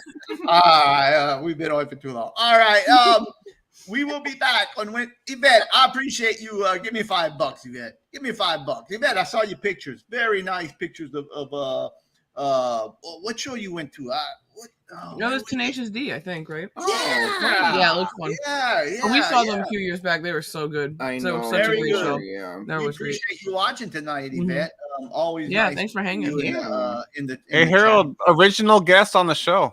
Yes, that's true. And we still owe her lawyer fees that we never paid. Sorry, she was the original lawyer. We had to get her back on. But we didn't pay our bill the first time. Sorry, Yvette. I know, right? I owe you some ding dongs. I'm sorry. Oh. She's back to kick our butts. I know. I know. I want ding dongs. I saw your comments over there. I saw that. All right. We appreciate you watching, Yvette. We love you. We love you. We haven't seen you in a while. We love you. Thanks for supporting the show. John W. Davis, thank you for watching. And John, I'll get to your video in a little bit. Our new quest too. We're gonna find that Kurt Baker video of him in that commercial. So be looking on that too. Okay, Wednesday night we're gonna be live. If Clownvis comes on, then we'll go after Clownvis. If Clownvis doesn't go on, then we'll go on in Clownvis's time spot, maybe a half hour or so later. But next Sunday, I plan on being here. I am going to Vegas this weekend. I will make a video, show us adventures. We're gonna probably Mr. Muscles will be in Vegas with me. So Mr. Muscles, I'll try to do a Mr. Muscles in Vegas, depending what kind of mood Mrs. do for me. I don't have Gene and Ramona in this one to record. I know. Where are you staying at? New York, New York? New York. Oh, fun. Oh, yeah. So they have You the should roller film- coaster there. Film Mr. Muscles by the fountains. Yeah, maybe so. Maybe he'll be riding the roller coaster. You have Oh, the man. roller coaster in New York. Watch so that. You're gonna hurt your back. Beautiful hair. Yeah, I know. I know the hair. I might skip the roller coaster. Mhm. I don't know. Last time I went to Vegas, I rode the roller coaster at Circus, which was very crappy. But That's a little sketchy in that. Don't I ask know. poor Ramona Isn't about it? that roller coaster. that I didn't like it. I will give you. I would personally. I'm a roller coaster nerd, and I could give you a lot of actually historical information about that roller coaster. But also, you're like way older than me, so you're like, I don't care the historical information from like 1994. Like, who cares about that? I went on it. I probably have pictures of video of me on it too. That roller coaster at Circus. It was scary. Poor Ramona. This was the real tease that we went, and Ramona is afraid of roller coasters, and she was like, "Oh, I'll give it a try, I guess." As an adult, Yeah, I'm historically afraid of roller coasters, trauma, etc. Yeah. But I love Gene. And when we got together, I wanted to do everything, that I could. So I says, you know what? You love roller coasters. Let me give it a try as an adult. Yeah. It was an unsuccessful it was bad because it's pretty intense. Like, it's old, but it's kind of an intense. Like, it'll smack you around that one. Like, Yeah. It did smack me down around. Yeah. Yeah, it's Gives rough. you a headache. Yeah. Yeah, it's rough. I was so afraid and I was so curled in a ball, I cut my neck with my earring back. I'm gonna be honest with you. I mean, I know that circus is really pathetic. But anyway, That's why I like it, because it's just so bootleg. Like, Well, it's a mess. Yeah. It is like a place like you would. Maybe I could see the charm in that, because like you go in there, it's like old and it's so. Yeah. If you ever go to, well, I don't know if it's still like this. I haven't been there in like 5 years, but the Stratosphere, I feel, is like a similar vibe. To Yeah. We went up to the top of there. Oh, so yeah. Very, very. And then I heard, like, if you stay in the Stratton, in the hotel in there, it's horrible. I heard. Oh, really? Horrible. Oh, I heard it's just I just thought of this. They have that punk rock museum there in Vegas. Oh yeah, Fat Mike. Yeah, you could go there. That's Ronnie Barnett was just there from the Muffs. He had, Yeah, 'cause he did my like friend I went to high school with works there, and Yeah, I he didn't did- even know that was a he thing. did. They asked him to go do a little tour. Like Yeah, he they worked do there guided for- tours. Yeah, they he bring went. guys in. Yeah, Yeah, and they got Ronnie Barnett from the Muffs to do it not that long ago. I remember seeing that now. I forgot about that. Who knows who could be there when you're there? Oh, I'm glad you told me that. I forgot Yeah. all about that. Yeah, I just remembered about that when yeah. Oh, I was gonna go to the pinball museum. I'm going to the punk rock museum now instead. Yeah. Maybe Fat Mike will be there to play his violin album for Please you. don't be. I know. If I walk in and I see Cokie the Clown singing songs, I'm walking out. I'm gonna tell you right now. Yeah, I ain't gonna listen to Cokie the Clown. Okay. It's not Cokie the Clown this time. It's different. Oh well, that. If I have to hear Fat Mike sing about his father and everything, I don't want to. Okay? I think this time he's just doing no effect songs. Like I think he's doing I think he got the message last time. Oh, good. I surely hope he's playing. I surely hope he plays. What's the name of the song? 27 Hookers or something. 72. 72 Hookers. Yeah, that was a great song. That was a great album. That was a good album. I like that. Very, very, very self-entitled. Yeah, that is a very good album. Great I'll be album. honest with you. That's probably the last good album they really made. I agree. Yeah, that really was a very good one. That was. All right. Fat Mike, I'm going to see you if you're there. Okay. Ramona changed my mind. Thank you, Ramona. I got your back, Fat Mike. I'm going to go see Fat Mike. I guess. Funny they let Fat Mike in Vegas, to tell you the truth. Into the whole city of Vegas. He got in some hot water. He remember? Oh, he did. You're right. That's true. I mean, he made those comments at that. He made those comments after the mass shooting. Yeah. And it was really inappropriate. I mean, that really was not some good comments to be making. No, very poor taste. Time, you know. And but I don't even want. Yeah, you don't want to know. It's just edgy bullshit, edgy BS. Yeah, just him being. Yeah. Oh wow, Yvette, that's Circus 1980. Wow. That's probably the last time they updated it. Yeah. Well, and I was going to say earlier when we were talking, it's been famous for being the same way it is now since like the 70s, because Hunter Thompson wrote about it in that Fear and Loathing in Las Vegas for the same exact reasons as everyone still talks about it. Yeah. Is that it's a mess and it's ridiculous and it's like a relic. Yeah, it is a relic. But you know what? Sometimes relics are fun, and I could see the appeal of going. I went one time though, and that's enough. You know, it's just like all those other old casinos do in Fremont Street. I mean, yeah, a lot totally. Of them are the same. Yeah, you know, never updated. Yeah, never updated. That's a time capsule. Yeah, Bill. The place that has $1 million, you could pull the slot for free. I forgot the name of the place, but you could go pull the slot for free from the $1 million or something.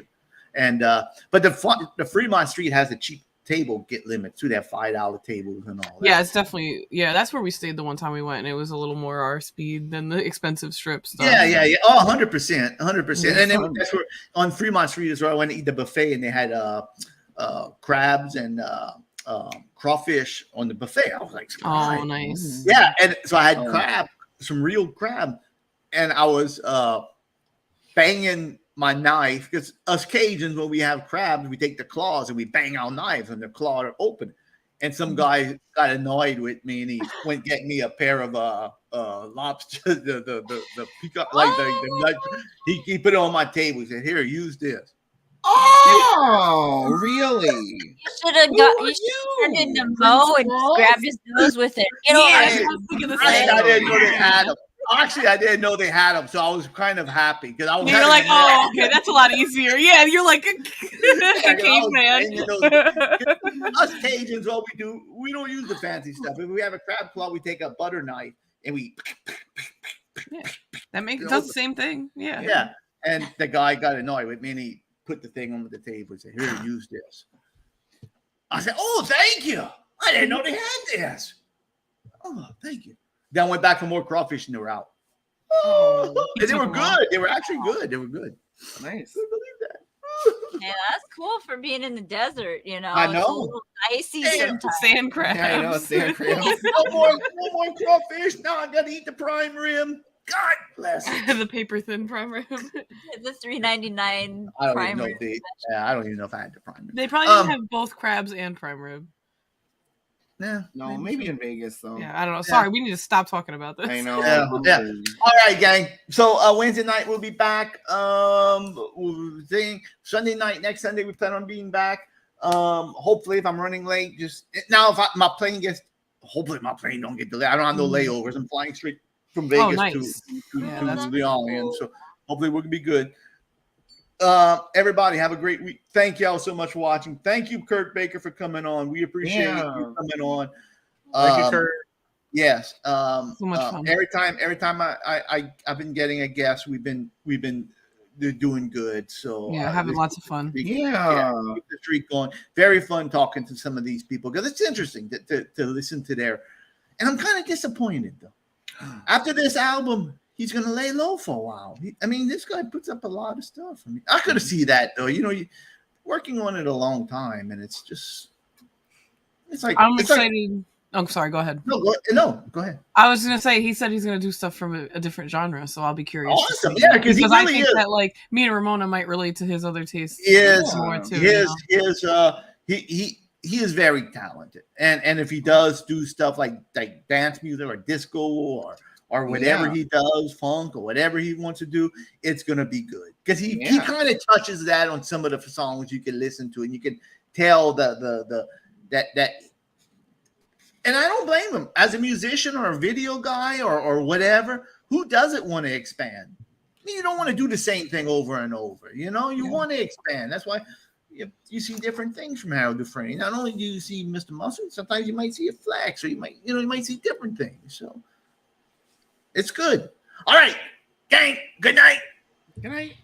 Thank y'all so much for watching, and Arrivederci. Wednesday. Ciao. Bye. Some chow mein right now. Oh, Angelo, we will expect that cartwheel video on Wednesday evening. All right. And I want to see Aaron ring that bell. Down. Hear ye. Yeah. The extra. You better be wearing a jester costume while you're doing those cartwheels. Oh, all right. You're really asking a lot now. Right. I am asking.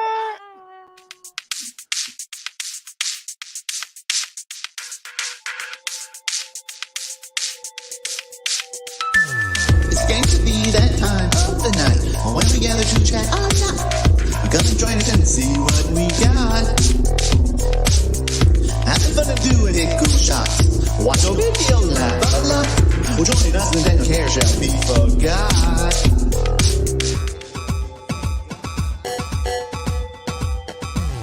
It's the after show chat with everywhere Harold and Angelo can see. It's the after show chat. We'll have some fun. Games going on. We don't know what else to sing about. So hurry and something. The clock is ticking and time to start the show. What time it is, we just don't know. Hopefully Mrs. Dufresne doesn't wake up. Oh, Mrs. Dufresne. Once it's researched,